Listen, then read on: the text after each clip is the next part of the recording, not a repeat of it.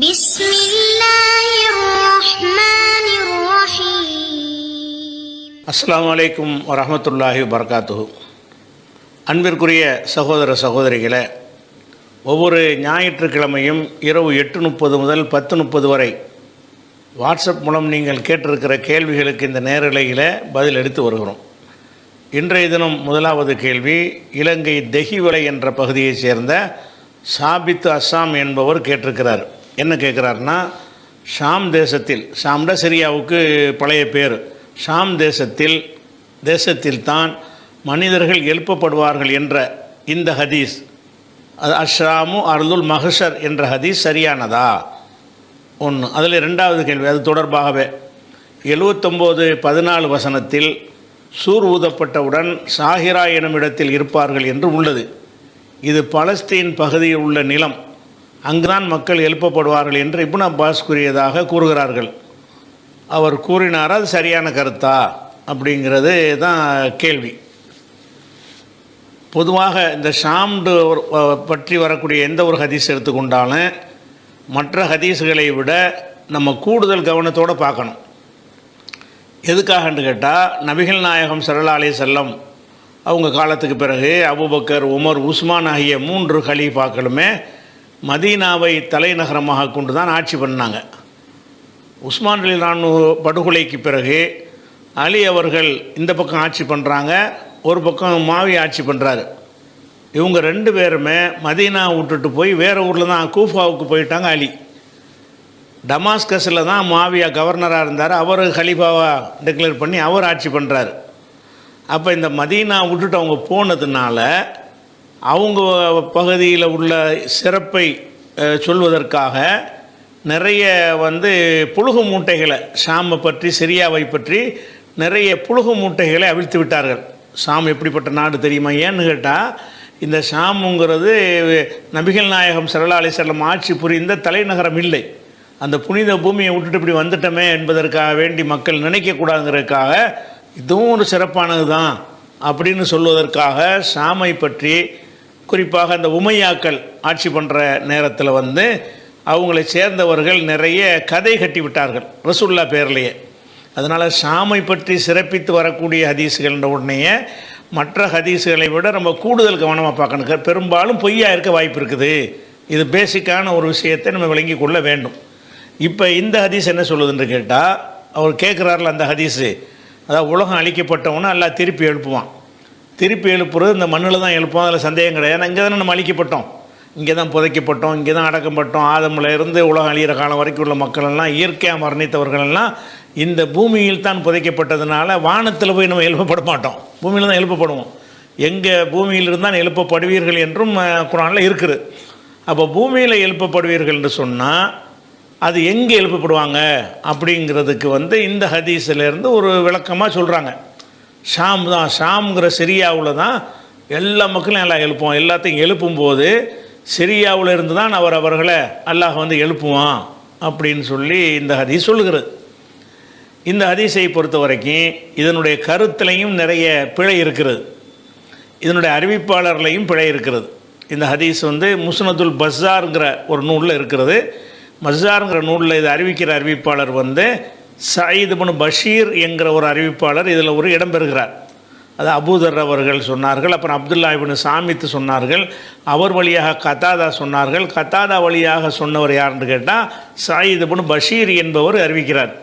இவரை பொறுத்த வரைக்கும் ஒரு சில சுஃபியான் இப்னு உயைனா போன்றவர்கள் என்ன செய்கிறாங்கன்னா, இவர் ரொம்ப ஞாபக சக்தி உள்ள ஆள் அப்படின்னு சொல்லிட்டு சில பேர் சொல்லி இருக்கிறாங்க. இருந்தாலும் அதே மாதிரி வேறு சில ஆட்கள் என்ன செய்கிறாங்கன்னு கேட்டால் ஒரு நல்லவர்னு சொல்லியிருக்கிறாங்க. ஆனால் நிறைய பேர் என்ன செஞ்சிட்ருக்காங்க, அதிகமான பேர் இவரை பற்றி என்ன சொல்கிறாங்கன்னு கேட்டால், அம்ர் இப்னு அலி சொல்கிறாரு, முகமது முசன்னா சொல்கிறாரு, 2 பேரும் ஹத்தஸ அன்ஹு இப்னு மஹதி, இப்னு மஹதி இவர் வழியாக முதல்ல அறிவித்து கொண்டு இருந்தார். சும்ம தரக்கஹு, பிறகு அவர் விட்டுட்டார்.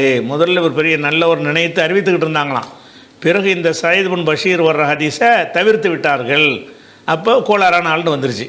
கதா கால் அபூதாவூத் அன் அஹ்மது இமாம் அப்போ இப்படி சொன்னதாக அபூதாவும் சொல்கிறார். அஹ்மது இமாம் இதே மாதிரி அறிவித்திருக்கிறார்கள். அதே மாதிரி அபு அப்துல்லா அஹமது இமாம் லைஃப் அம்ரஹு இவருடைய காரியத்தை பலவீனமாக்கி இருக்கிறார்கள் அப்படின்னு சொல்லியிருக்கிறாங்க. இப்னு முயின் என்பவர் வந்து லைஸபி ஷையின், இவரை கணக்கில் எடுத்துக்கிற கூடாது அப்படின்னு சொல்லியிருக்கிறாங்க. அதே இப்னு முயின் வந்து லைஃபுன் பலவீனமானவர் என்று சொன்னதாகவும் உஸ்மான் தாரமிங்கிறவர் சொல்கிறார். இது எல்லாமே தகதீபில் உள்ள விமர்சனங்கள். அப்புறம் அலி இப்னுல் மதீனி சொல்கிறாங்க கான லைஃபன், இவர் ஒரு பலவீனமான ஒரு ஆள் அப்படிங்கிறாங்க. அதே மாதிரி முகமது அப்துல்லா இப்னு நுமையருங்கிற ஒரு அறிஞர் சொல்கிறாரு முன்கருள் ஹதீஸ், இவருடைய ஹதீஸ்கள்லாம் நிராகரிக்கத்தக்க ஹதீஸாக இருக்கிறது. லைசபி ஷையின், இவர் கணக்கில் எடுத்துக்கொள்ளக்கூடாது. லைசபி கவியின் ஃபில் ஹதீஸ், ஹதீஸில் வந்து இவர் வலுவான ஒரு ஆள் கிடையாது. எருவி அன் கத்தாதா வழியாக இவரால் முன்கராத் நிராகரிக்கப்படும் ஹதீஸ்களை அறிவித்திருக்கிறாரு. இதுவும் கத்தாதா வழியாக தான் அறிவிக்கிறார். இந்த எந்த ஹதீஸை பேசுகிறோமோ இதுவும் கத்தாதா தான். அப்போ எருவி அன் கத்தாதா அல் முன்கராத், கத்தாதா வழியாக நிறைய நிராகரிக்கத்தக்க ஹதீஸ்களை எல்லாம் அறிவித்திருக்கிறார் என்று இப்னு நுமைர் சொல்கிறார். புகாரி சொல்கிறாரு எத்த கல்லமூன ஃபி ஹிஃப்லிஹி, அவருடைய நினைவாற்றலில் நிறைய குறை செஞ்சுருக்கிறாங்க. முகத்தமல்ல, அது ஏற்றுக்கொள்ளத்தக்கதாக தான் இருக்கிறது. இவர் யாவோ சக்தி உள்ளாத ஒரு ஆள் அப்படின்னு புகாரின்னு சொல்கிறார். அதே மாதிரி வந்து நசை சொல்கிறாங்க லைஃபுன் பலவீனமான ஆள் என்று சொல்கிறாங்க. ஹாக்கிம் சொல்கிறாரு லைசபில் கவி இந்தகும், ஹதீஸ்களை அறிஞர்கள் ஒரு வலுவான ஆள் கிடையாது அப்படின்னு அவர் சொல்கிறார். அதே மாதிரி வந்து நிறைய ஹதீஸில் இப்னு ஹதீஸ் சொல்கிறாரு இவர் அறிவிக்கிற விஷயத்தில் வந்து இப்போ நிறைய தவறான சொல்வார், கலத்து பண்ணுவார், தவறு செய்வார் அப்படின்னு சொல்கிறார். சாஜி சொல்கிறாரு ஹத்தசன் கத்தாதா பி மனாக்கீர், கத்தாதாவுடைய பேரை பயன்படுத்தி இவர் நிறைய முன்கரான நிராகரிக்கத்தக்க ஹதீஸ்களை சொல்லியிருக்கிறாரு. ஆஜூரி சொல்கிறாங்க அபூதாவுத் லைஃபன், அபூதாவுத் சொன்னதாக ஆஜூரி அறிவிக்கிறார், இவர் பலவீனமான ஒரு ஆள். இப்னு ஹிப்பான் அவர் பலவீனமான நல்லாட்ட சொல்லக்கூடிய ஆள், அவர் சொல்கிறாரு கான ரதியல் ஹிஃபுலி, மட்டமான யாவோ சக்தி உள்ள ஆள். ஃபாஹிஷல் கத்தை, கடும் பிழைகளை விடக்கூடியவர். எர்வியன் கத்தாதா வழியாக இவர் அறிவித்திருக்கிறார். மாலாயு தாபா அலேஹி, அதை சப்போர்ட் பண்ணக்கூடிய செய்தி ஒன்றுமே இருக்காது, அப்படிப்பட்ட செய்திகளை அறிவித்திருக்கிறாரு. அதனால் இவர் சரியில்லை அப்படிங்கிறார். பஸார் மாத்திரம் என்ன செய்கிறாருன்னா இவர் நல்லவர்னு சொல்லிட்டு பதிவு செஞ்சுருக்கிறார். இந்த ஹதீஸை பதிவு செஞ்ச பஸாருடைய கருத்து பிரகாரம் தான் இந்த நான் சாலிஹுன், நம்மளை பொறுத்த வரைக்கும் ஒரு நல்லவர் தான். லைசபிகி பெரிய சர்டிஃபிகேட் கொடுக்கல, நல்லவர். லைசபிகி பாசுன்னு ஒரு தப்பு இல்லை அப்படிங்கிற ஒரு வார்த்தையை பயன்படுத்தியிருக்கிறார் பஸார். அதனால் இது பஸாருங்கிற நூலில் இடம்பெற்றிருக்கிறது. அப்போ இந்த மஹ்ஷருங்கிறது சிரியாவில் தான் ஏற்படும் அப்படிங்கிறது வந்து அது சரியான கருத்து கிடையாது. அந்த ஹதீஸு சரியில்லை. ஹதீஸு சரியில்லைங்கும்போது அதுக்கு போட்டு பில்டப் கொடுக்க வேண்டிய எந்த ஒரு நியாயமும் கிடையாது. அதனால் அந்த ஹதீஸ் வந்து பொய்யான செய்தி. இது மஹ்ஷருங்கிறது சாமில் தான் ஏற்படும் என்பது பொய். ஒரு விஷயம் ஆச்சா. ரெண்டாவது விஷயம் என்னென்னு கேட்டால், இந்த உலகம் அழிக்கப்படுது இல்லையா, உலகம் அழிக்கப்படும் பொழுது மனிதர்கள் மட்டும்தான் அழிக்கப்படுவாங்கங்கிற மாதிரி நம்ம நினச்சிக்கிட்டு இருக்கிறோம். மனிதர்கள் மட்டும் அழிக்கப்பட மாட்டாங்க, இந்த பூமியை அழிக்கப்பட்டு போயிடும். நீங்கள் அல்லாஹ் வந்து சாமுலை எழுப்புவான்னு சொல்லி இந்த ஹதீஸ் சொல்லுது, பொய்யான செய்தி சொல்லுது. ஆனால் உலகம் அழியும் போது சாமும் இருக்காது, மக்கா மதீனா ஒன்றுமே இருக்காது, எல்லாத்தையும் பூமியை என்ன செய்வான் அல்லாஹ் வந்து. ஏன்னு கேட்டால் இந்த மஹ்ஷருங்கிறதுல எழுப்பப்படுறது இருக்குல்ல, எழுப்பப்படுற இடத்துல வந்து நிறைய செட்டிங் பண்ண வேண்டியிருக்கு. இந்த எழுப்பப்படுற இடத்துல தான் மஹ்ஷர் மைதானம் இருக்கும், எழுப்பப்படுற இடத்துல தான் பெரிய ஹவுலுல் கௌசர் நீர் தடாகம் இருக்கும், எழுப்பப்படுற இடத்துல தான் சொர்க்க நரகமும் இருக்கும். சொர்க்க நரகம் அங்கே தான் படைக்கப்படும். அப்போ அவ்வளோ பிரம்மாண்டமானதாக இருந்தால் அந்த சொர்க்க நரகம் எப்படி இருக்குன்னு கேட்டால் அந்த ஒவ்வொரு ஆள் கிடைக்கிற சொர்க்கமே பூமி அளவுக்கு இருக்கும்னு சொல்லப்படுது. அவ்வளோ பிரம்மாண்டமான ஏற்பாடுகள்லாம் செய்வதாக இருந்தால் இந்த ஒட்டுமொத்த பூமியே பத்தாது. அப்படிங்கிறதுக்கு அல்லாஹ் என்ன செய்கிறான்னா அந்த பூமியை மாற்றுறான். பூமி அழித்து விட்டு நம்மளை எழுப்புறதுக்கு முன்னாடி இப்போ நம்ம இருக்கிற பூமி பல ஆயிரம் கோடி அளவுக்கு பெருசாகப்படும். 1 கோடி 2 கோடி அல்ல, பல ஆயிரம் கோடி அளவுக்கு இந்த பூமி பிரம்மாண்டமாக ஆக்கப்பட்டு அந்த பிரம்மாண்டமான பூமியில் தான் நம்ம எழுப்பப்படுவோம். விசாரணை நடக்கும், நீர் தடாகம் இருக்கும், பாலம் அமைக்கப்படும், இந்த பக்கம் நரகம் இருக்கும், அந்த பக்கம் சொர்க்கம், எல்லாமே அது வந்து அல்லாஹ்வுடைய ஏற்பாட்டில் என்ன ஆகும்னு கேட்டால் மொத்தமாக அழிக்கப்பட்டு போயிடும்.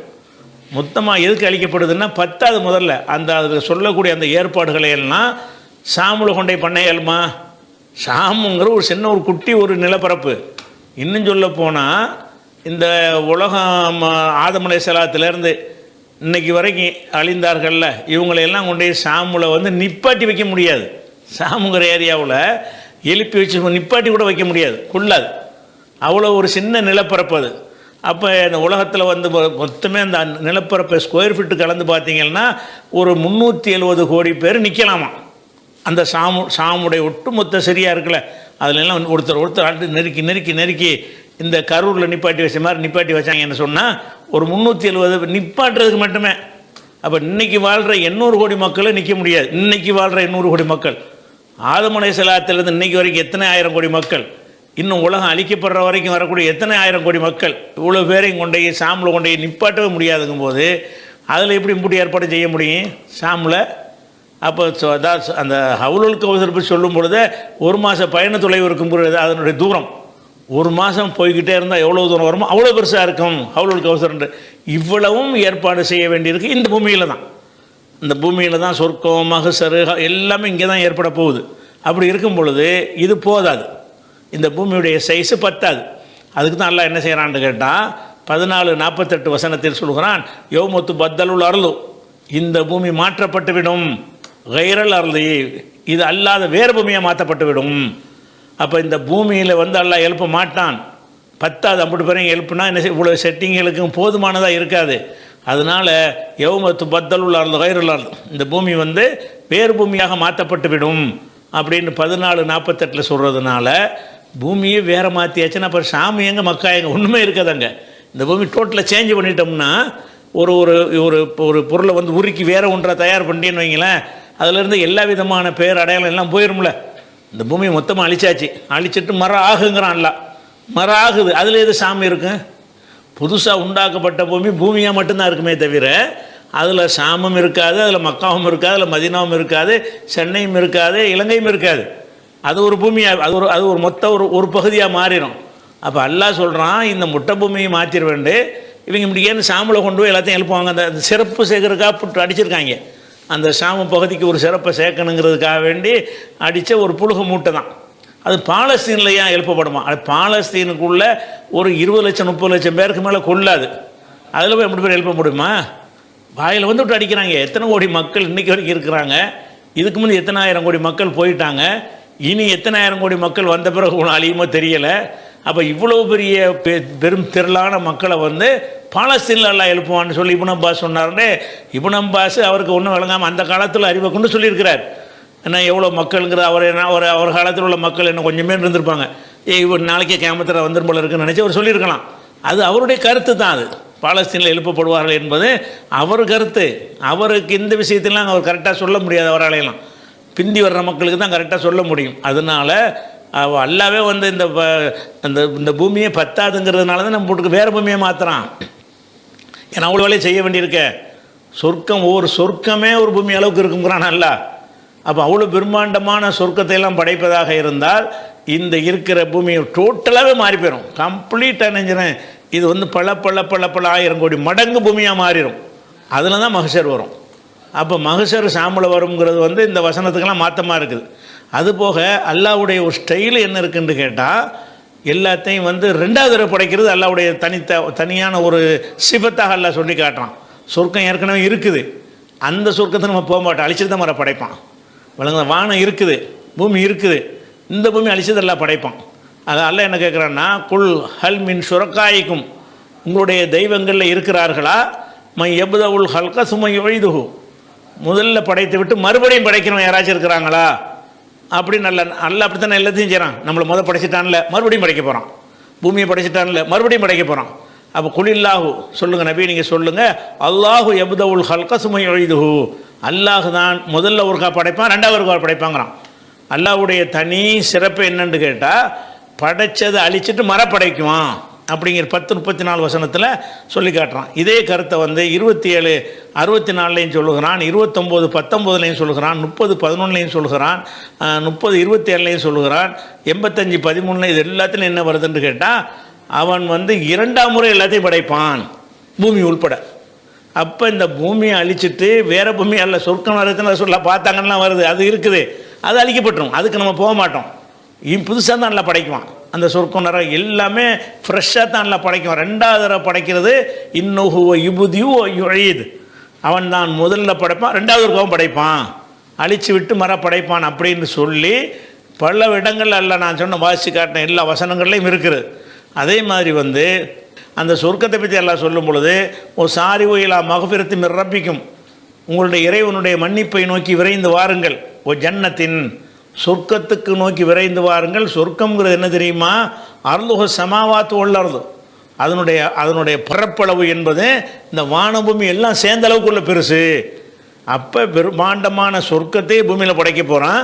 அந்த சொர்க்கம் எப்படி இருக்கும்னா அந்த பூமியை விட பல மடங்கு பெருசு, வானத்தை விட பெருசு அப்படின்னு சொல்லிட்டு 133 வசனத்திலையும் 57 21 வசனத்திலையும் எல்லாம் சொல்லி காட்டுகிறான். அதனால் நம்ம இந்த பூமியில் மகிஷர் வரும் என்பதில் மாற்றுக்கிறது கிடையாது. ஆனால் இந்த பூமி கிடையாது. அனைவரும் எழுப்பி விசாலமாக நிப்பாட்டி விசாரிப்பதற்குரிய பிரம்மாண்டமான அந்த மகிஷர் மைதானம் அங்கே தான் ஏற்படுத்தப்படும். அங்கே தான் நீருக்கு மக்கள் தடுமாறும்போது ஹவுலுல் கௌசர் தடாகம் அங்கே தான் ஏற்படுத்தப்படும். ஏற்படுத்தி முடித்த பிறகு சொர்க்கத்துக்கு போகிறதுக்காக வேண்டி சொர்க்கம் நரகத்தை அமைச்சு நரகத்தில் ஒரு பாலம் அமைக்கப்பட்டு அந்த பாலத்தை கடந்து எல்லாமே அந்த பூமியெலாம் நடக்க போகுது. ஆனால் இனிமேல் இந்த பூமி அல்லது வேறு பூமியை மாற்றப்பட்டுரும் அப்படின்னு நல்லா சொல்லி காட்டுறான். அப்போ இந்த சிரியாவுக்கு பில்டப் கொடுக்கறதுக்குன்னே நிறைய புக்குகள்லாம் ஃபலாயிலு ஷாமுன்னு நூல்கள்லாம் எழுதி குவிச்சிருக்கிறாங்க. ஷாமுக்கு என்ன ஃபலாயில்? அல்லாஹ்வுடைய ரசூல் பிறந்தால் அதுக்கு ஷாமுக்கு சிறப்புன்னு சொல்லலாம், அவங்க அங்கே வசித்தாங்கன்னா அது சிறப்புன்னு சொல்லலாம், அங்கே புனித பள்ளி இருந்தால் அதுக்கு சிறப்புங்கலாம். ஷாமுக்கு என்ன பெரிய சிறப்பு? அது எல்லா பகுதியும் போல் ஒரு பகுதி தானே. ஏதோ சில இடத்துக்கு ரசூலுல்லாஹ் துவா செஞ்சுருப்பாங்கல்ல பரக்கத் செய்வாயாக, அவ்வளவு தானே தவிர இந்த ஷாமு தான் எல்லாத்துக்கும் மேலே உள்ளதுன்னு காட்டுறாங்க. ஆனால் வரலாற்றை தேடி பார்த்தீங்கன்னா உலகத்திலே ரொம்ப அழிவுக்கு ஆளான ஒரு பகுதினா ஷாமு தான். இவங்க சொல்கிற மாதிரி வரலாறு இல்லை, கதை பில்டப்பில் தான் கொடுத்துருக்காங்களே தவிர ஷாம் அளவுக்கு இன்னைக்கு தேதி வரைக்கும் சிறிய அளவுக்கு அழிக்கப்பட்ட பகுதி இருக்கா? இல்லை. அப்போ சிறிய அளவுக்கு இன்றைக்கும் குண்டு போட்டு நடந்துக்கிட்டே இருக்குது. சிரியாவில் தான் அவ்வளவு ஒரு அழிவுகளும் ஏற்பட்டு கொண்டு இருக்கிறது. இவங்க பில்டப்பு கொடுக்குறாங்க, அதுதான் எல்லாத்துக்கும் பேசிக்கானதுண்டு. அதுதான் ரொம்ப அழிக்கப்படுற பூமியாக இருக்குது. அந்த வரலாற்றில் எடுத்து பார்த்தீங்கன்னா அதிகம் அழிக்கப்பட்டு நாசமாக்கப்பட்ட பூமின்னு அதுவாக தான் இருக்கும். அதனால் இந்த சிரியா பாலஸ்தீனு பற்றி வரக்கூடிய அம்புட்டுமே பொய்கள், புழுகு முட்டைகள் தான் புழுகி வச்சுருக்கிறாங்க விளைவிக்கணும். ஷாமுடைய இன்னைக்கு தேதியில் எடுத்துக்கிட்டிங்கன்னா 1,85,180 சதுர கிலோமீட்டர் தான். அது ஒரு 2 லட்சம் சதுர கிலோமீட்டர் தான் மொத்த பரப்பளவு. அதில் 80 பேர் நிற்க முடியும்னு கால்குலேட் பார்த்தீங்கன்னு சொன்னால் 370 கோடி மக்கள் தான் நெருக்கிட்டு நிற்க முடியுமா? நம்ம கால்குலேட் பண்ணி பார்க்கும்போது இதில் எப்படி அவ்வளோ பேர் எழுப்ப முடியும்? இது பத்தாது. அப்போ இது பத்தாது, பூமியே பத்தாது. இருக்கிற பூமியில் பூராத்தை நிறச்சி வச்சா கூட 50 கோடி மக்களும் என்ன செய்ய முடியாது? எழுப்பி வைத்து அவங்கள விசாரித்து அதில் சொர்க்க நரகம் அமைக்கிறது அதெல்லாம் பத்தாது. அல்லாஹ் ஏற்படுத்த பிரம்மாண்டமான சொர்க்கத்துக்கு அல்லாஹ் ஒரு ஆர்டர் பண்ணுவோம் உண்டாயிரும். அந்த ஒரு விஷயத்திற்கு போதுமானதாக இந்த பூமி அல்லாஹ் தரல. எதை இப்போ நம்ம வாழ்வதற்கு தகுந்த அளவுக்கு இது போதுமானதாக இருக்கே தவிர அதுக்கு பிறகு வரக்கூடிய பிரம்மாண்டமான அந்த சொர்க்க வாழ்க்கைக்கு ஏற்றதாக இந்த பூமி பத்தாது, வேறு தான் மாற்றப்படும்ங்கிறது விளங்கிக்கிற போது இது ஒரு பொய் என்பதை நம்ம என்ன செஞ்சுக்கலாம்? சந்தேகத்துக்கு இடமில்லாமல் அறிஞ்சு கொள்ளலாம். மேலப்பாளையத்தை சேர்ந்த ஹுசைன் கேட்குறார். என்ன கேட்குறாருன்னா, ஒரு பெண்ணின் பெற்றோர் தனது மகளுக்கு திருமண வரன் பார்க்கும் பொழுது 2 நல்ல வரன்கள் வருகிறது. 2ம் நல்ல வரனாக இருக்கும் நிலையில் சீட்டு குலுக்கி பார்த்து அதில் ஒரு வரனை தேர்வு செய்கிறார்கள். இதற்கு ஆதாரமாக சீட்டு குலுக்கி போட்டு யூனுஸ் நபி கப்பலில் இருந்து வெளியேற்றப்பட்ட வரலாறை ஆதாரமாக எடுத்து வைத்து பேசுகிறார்கள். இது சரியா? மேலும் கப்பலில் இருந்தவர்கள் சீட்டு குலுக்கி போட்டதன் நோக்கம் தவறு செய்த நபரை தீர்மானித்து வெளியேற்றுவதற்கா அல்லது கப்பலில் அதிகமான நபர்கள் இருந்ததால் நபரை குறைக்க வேண்டும் என்ற நோக்கத்தின் அடிப்படையிலா என்பதை விளக்கவும் கேட்குறாங்க. அதாவது ஒரு பெண்ணுக்கு 2 மாப்பிள்ளை பார்க்குறாங்க, 2 பேருமே தகுதியான ஆளாக இருக்கிறாங்க. யாரை தேர்ந்தெடுத்து என்பதில் ஒரு குழப்பம் ஏற்படுகிறது. அதுக்காக வேண்டி ஒரு சீட்டு குலுக்கி போட்டு எந்த மாப்பிள்ளை பேர் வருதோ அந்த மாப்பிள்ளையை தேர்ந்தெடுப்போம் அப்படின்னு என்ன செய்கிறாங்க. இந்த சீட்டு குலுக்கி போட்டு எடுப்பது சரியான்னு கேட்குறாங்க. சீட்டு குலுக்கி போடுவது என்பதில் சரியானதும் இருக்கிறது, ஷிர்கானதும் இருக்கிறது. சில சீட்டு குலுக்கி போடுதல் அல்லாஹ்வுக்கு இணை கற்பிக்கிற ஒரு ஜோசியம் பார்க்குற மாதிரி குறி பார்க்குற மாதிரி உள்ள விஷயத்தில் அடங்கிறோம். சில சீட்டு குலுக்கி போடுவது என்பது மார்க்கத்தில் அனுமதிக்கப்பட்டதாகவும் இருக்கிறது. எதுக்கு சீட்டு குலுக்கி போடலாம் என்று சொன்னால் இருவர் சம்பந்தப்பட்ட விஷயங்களுக்கு மட்டும்தான். போட்டி இருந்தால் மட்டும்தான். அதாவது எதில் நான் என் விஷயமாக முடிவெடுப்பதற்கு நான் சீட்டு குலுக்கி போடக்கூடாது. சீட்டு குலுக்கி போட்டு இதான் அல்லாவுடைய முடிவு தான் நம்ம நினைக்கிற மாதிரி அப்படி செய்கிறாங்க. இவன் செய்ய போகிற ஒரு காரியம் அதில் யாரும் கிளைம் பண்ண போகிறதில்ல. நீ தான் முடிவெடுக்க போகிற. நீ முடிவெடுக்க போகிறதுக்கு சீட்டை கொடுத்து போட்டோம்னா இது அல்லாஹ் நமக்கு இது கரெக்டானது தர்றான்னு நினைக்கிறான். அப்படி திருவுளச்சீட்டுன்னு அது சொல்லுவாங்க. திருவுளச்சீட்டு போட்டு பார்க்குறது. அந்த சீட்டை எடுத்து பார்த்துட்டு என்ன செய்கிறது, அல்லாவுடைய உத்தரவு வந்துருச்சு, இது அல்லாவுடைய கட்டளையை கண்டுபிடிக்கிறதுக்குங்கிற அடிப்படையில் சீட்டு குலுக்கி போடுறாங்க. சீட்டு அதுக்கு போடக்கூடாது. சீட்டு எதுக்கு போடலாம்னு கேட்டால், ஒரு விஷயத்துக்கு 2 பேர் 2ஓ 10 பேரோ ஒரு போட்டிக்கு வர்றாங்க. போட்டிக்கு வரும்போது எல்லாம் சமமான மார்க் வாங்கிட்டாங்க. எல்லா குவாலிஃபிகேஷன் எடுத்தாலும் கரெக்டாக இருக்கிறது. ஒரு 10 பேர் வந்துட்டாங்க. நமக்கு தேவை ஒரு ஆள் தான் தேவை. ஒரு 10 பேர் இன்டர்வியூ கூப்பிட்டீங்க. 10 பேரும் சமமான தரத்தில் இருக்கிறார்கள். தரத்தில் வித்தியாசம் இருந்தால் அதை வச்சு ஒரு ஆளை தேர்ந்தெடுத்துடலாம். சமமான தரத்தில் இருந்தார்கள்னு சொன்னால் இப்போ நான் யாரை தேர்ந்தெடுக்கிறது அப்படிங்கும்போது யாரை தேர்ந்தெடுத்தாலும் 9 பேர் சண்டைக்கு வருவான்.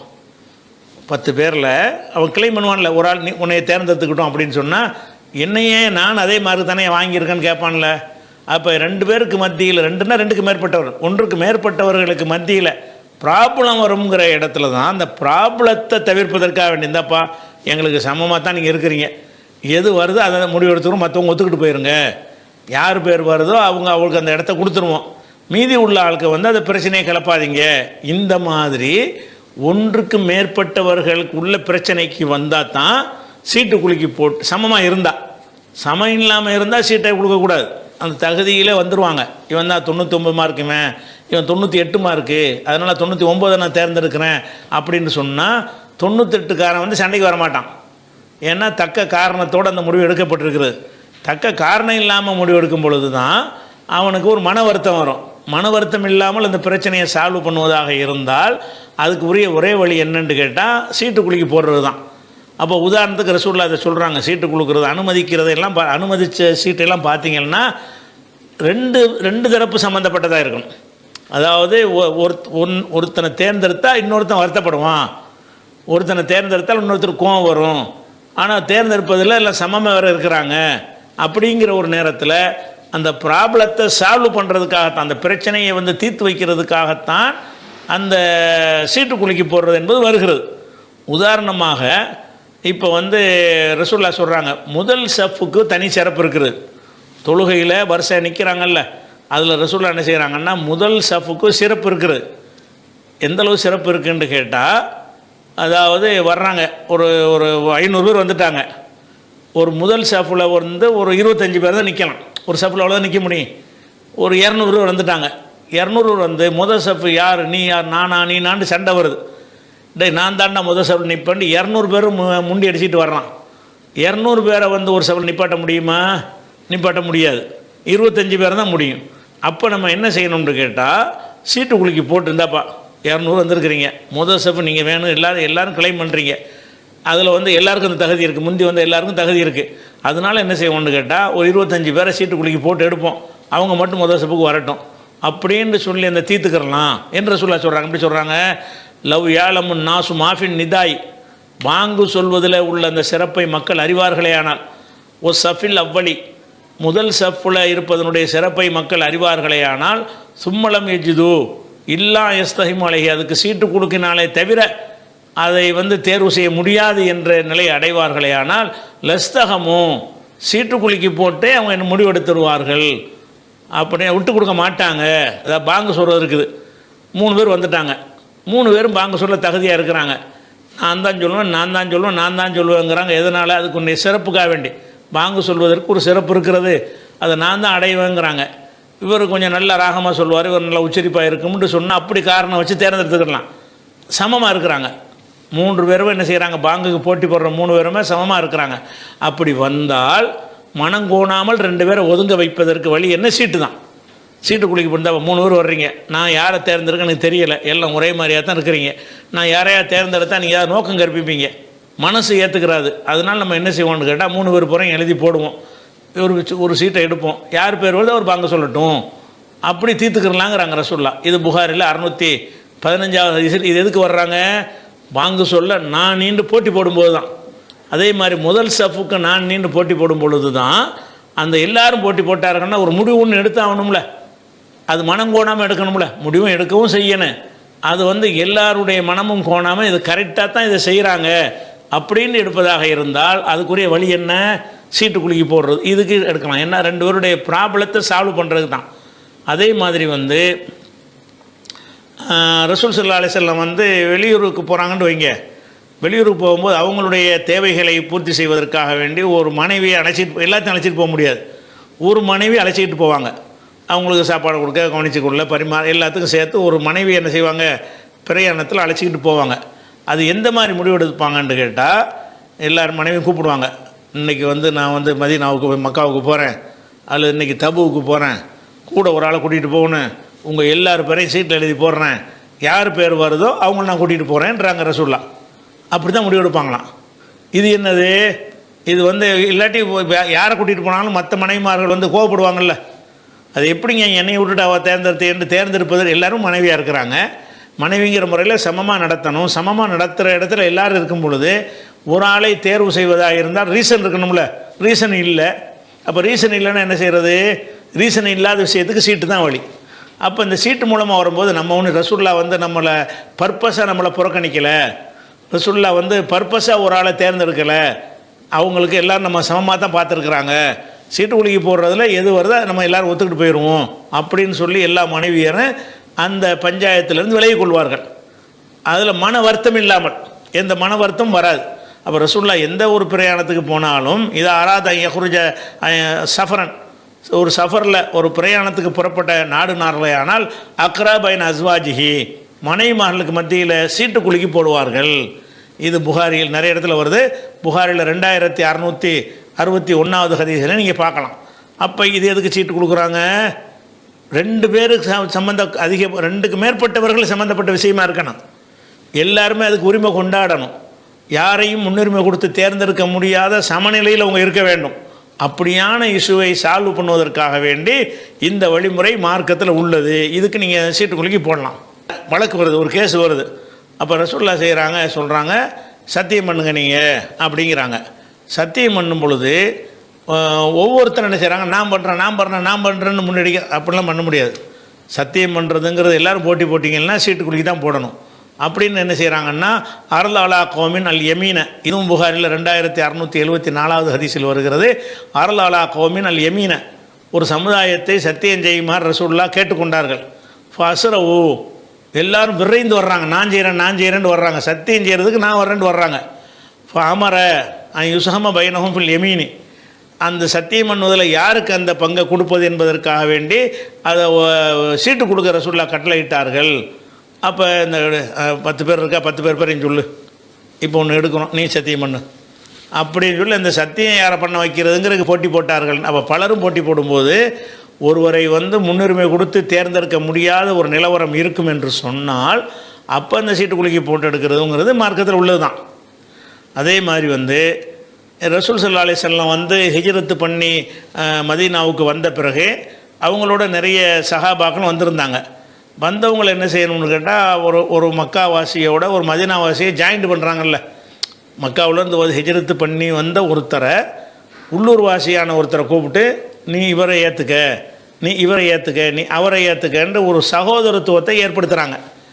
அப்படி ஏற்படுத்தும் பொழுது ரசூலுல்லாஹ் என்ன செய்கிறாங்கன்னு கேட்டால் அதில் ஒரு நுணுக்கத்தை கையாளுறாங்க. என்ன கையாளுறாங்கன்னு கேட்டால், இப்போ மதீனாவாசி இருக்காங்கல்ல, அவங்க எல்லாருமே மதீனாவாசின்ல எந்த ஒரு ஆளாக இருந்தாலும் வசதி பொருளாதாரத்தில் சமமாக இருப்பாங்க, சமமாக இருக்க மாட்டாங்கல்ல. அப்படி இருக்கும்போது ஒரு ஆள் வர்றாரு, அவரை பணக்கார வீட்டுக்கு அனுப்பிட்டாங்கன்னு வைங்க. அவர் நினைப்பார், வேண்டிய ஆளை பார்த்து பணக்கார வீட்டுக்கு அனுப்பிட்டாங்க. இன்னொரு ஆளை ஒரு ஏழை வீட்டுக்கு அனுப்பிட்டாங்கன்னு வைங்க, நீ இவரை ஏற்றுக்கண்டு, அவரே சாப்பாட்டு கஷ்டப்படுறவராரு, அவரோட இவர் ஜாயின் பண்ணி விட்டா இவரும் சேர்ந்து போய் கஷ்டப்பட போகிறாரு. அப்போ என்ன பேசுவாங்க? இவர் பிடிக்கல, அவர் பாருமா, அவருக்கு மட்டும் ஏழையை அனுப்பி விட்டாங்க சொல்லுவாங்கள்ல. யார் யாருன்னு பிரிக்கும் பொழுது அந்த செல்வந்தர்கள், நல்ல வசதியான வீடுகள் கிடைத்தவர்கள் வேண்டப்பட்டவர்கள் என்ற மாதிரி சித்தரித்து அது ஒரு உள்நோக்கம் கற்பிச்சிருவாங்கன்ற ஒரு நிலைமை இருக்கும். அப்படி ஏற்படும் என்று ரசூலுல்லாஹ் விளங்கி என்ன செய்கிறாங்கன்னு கேட்டால் சீட்டு குலுக்கிடுவாங்க. என்ன சீட்டு குலுக்கிடுவாங்க? முஹாஜிர்கள்லாம் ஒரு சீட்டில் எழுதி போட்டுருவாங்க. அன்சாரிகர் பேரெல்லாம் ஒரு சீட்டு எழுதி போட்டுருவாங்க. இப்போ இதில் ஒரு சீட் எடுப்பாங்க, இதில் ஒரு சீட் எடுப்பாங்க. ரெண்டையும் பார்த்துருந்தா உனக்கு இந்த ஆள் தான் கூட்டிகிட்டு போ. அந்த எப்படி எல்லாம் ரசூல்லா பிரித்தாங்க. மக்காவிலேருந்து வந்த ஒரு ஆளை வந்து மக்காவிலேருந்து ஒரு 50 பேர் வந்தாங்கன்னு வைங்களேன். மதீனாவிலேருந்து உள்ளவங்க ஒரு 50 பேர் நாங்கள் ஏற்றுக்கிறோன்னு வர்றாங்க. ஏற்றுக்கிற 50 பேரையும் ஒரு பெட்டியில் எழுதி போடணும். ஹிஜ்ரத்து பண்ணி வந்தவங்கள ஒரு பெட்டியில் எழுதி போடணும். எழுதி போட்டு அதில் ஒரு சீட்டு இதில் ஒரு சீட்டு ரெண்டையும் பார்க்கணும். இவர் இஸ்மாயிலுக்கு முஸ்தபா கூட்டிகிட்டு போ. இதில் ஏழை பணக்காரன் வேண்டாதவன் அது வருமா? இதில் எந்த விமர்சனமும் வராது. அப்போ முஹாஜிர்களை அன்சாரிகளுக்கு பங்கிட்டு கொடுக்கும் பொழுது ரசூலுல்லாஹ் எந்த வழிமுறையை கையாண்டாங்கன்னு கேட்டால் வந்து அந்த சீட்டுக்குலுக்கி போட்டு முடிவு எடுத்தாங்க. அந்த உம்முல் அலாங்கிற ஒரு பெண்மணி சொல்கிறாங்க, என்ன சொல்கிறாங்க, நாங்கள் சீட்டுக்குலுக்கி போடும் பொழுது எங்களுக்கு வந்து உஸ்மான் இப்னு மலூன் என்பவர் கிடைத்தார். இவங்க வந்து உம்முல் அலாங்கிறவங்க மதீனாக்காரங்க. அந்த அம்மா உஸ்மான் இப்னு மலூனுங்கிறவர் ரொம்ப ஆரம்ப காலத்தில் பெரிய தியாகி, பெரிய சஹாபி. அவர் சின்ன அந்த இயற்கையில் மரணிச்சிட்டார் ஆரம்ப காலத்திலே. அதனால் அவருக்கு பெரிய வரலாற்றில் பெரிய சிறப்பு இல்லாமல் போயிடுச்சு. மக்காவில் ரொம்ப ரொம்ப நெருக்கமான ரசூலுல்லாஹ்வுக்கு நெருக்கமான பட்டியலில் இவர் வந்திருப்பார். அப்படியான ஒரு ஆள் யார்? உஸ்மான் இப்னு மலூன் என்பவர் மேலே ரசூலுல்லாஹ் ரொம்ப பிரியம் வச்சுருந்தாங்க. அந்த உஸ்மான் இப்னு மலூனை வந்து யாருக்கு கிடைக்கிறாருன்னு கேட்டால் இந்த உம்முல் அலாங்கிற ஒரு பெண்மணி சொல்கிறாங்க, சீட்டுக்குலுக்கி போடும்போது எங்கள் குடும்பத்துக்கு உள்ள சீட்டில் வந்து இவர் பேர் வந்துருச்சு, எங்கள் வீட்டு நான் தங்கியிருந்தார் அப்படி இப்படின்னு அவருடைய சிறப்புகளை அவர் இறந்து போன பிறகு என்ன செய்வாங்க அது சொல்லி காட்டுறாங்க. இது புகாரில் 1243 இருக்குது. அப்போ ரசூலுல்லாஹ் ஏன் இந்த வழிமுறையை கையாண்டாங்கன்னா, அது ஒரு ஆளுக்கு ஒரு ஆளை ஒதுக்கும் பொழுது ஒரு சமமான இதாக இருக்காது இல்லையா? எல்லாருக்கும் 100 ரூபா கொடுக்குறாருந்தா சீட்டு கொடுக்க தேவையில்லை. ஒரு கவரில் 100 ரூபா, ஒரு கவரில் 500 ரூபா, ஒரு கவரில் 300 அப்படி இருக்குது. அல்லது அந்த பொருள்களை எடுத்துக்கிட்டோம்னு சொன்னால் ஒரு 10 பொருள் இருக்குது, 10 பேர் கொடுக்கணும். அந்த 10 பொருளும் சமநிலையில் உள்ளதாக இருந்தால் எதை வேணாலும் எது கொடுத்தாலும் வாங்கிட்டு போயிடுவாங்க. 10 பொருள் எடுத்துக்கிட்டிங்கன்னா ஒரு பொருள் 1000 ரூபா பொருளாக இருக்குது, ஒரு பொருள் 500 ரூபா பொருளாக இருக்குது, ஒரு பொருள் 5000 ரூபா பொருளாக இருக்குது. அப்போ ஒரு ஆளுக்கு ஒரு பொருளை கொடுக்கும் பொழுது வேண்டிய ஆளுக்கு 10,000 ரூபா பொருளை கொடுத்துட்டாங்க, வேண்டாத ஆளுக்கு 500 ரூபாய்க்கு தந்துட்டாங்கன்னு சொல்லக்கூடாதுல்ல. அப்போ என்ன செய்யணும்? சீட்டுக்குலுக்கி போட்டுற வேண்டியதான். இந்த 10 பொருளுக்கு பேரையும் போட வேண்டியது, 10 ஆளுக்கு பேரையும் போட வேண்டியது, இதில் ஒன்று அதில் ஒன்று எடுக்க வேண்டியது. இந்தா உனக்கு தான் இந்த மாதிரி செய்யலாமான்னு கேட்டால் அப்படியெல்லாம் செஞ்சுக்கிடலாம் அப்படிங்கிறது இந்த ஒரு ஹதீஸில் இருந்து நம்ம விளைவிக்கிறோம். அப்போ இது வந்து இந்த சீட்டுக்குலுக்கி போடுதல் இதில் தான் உள்ளது.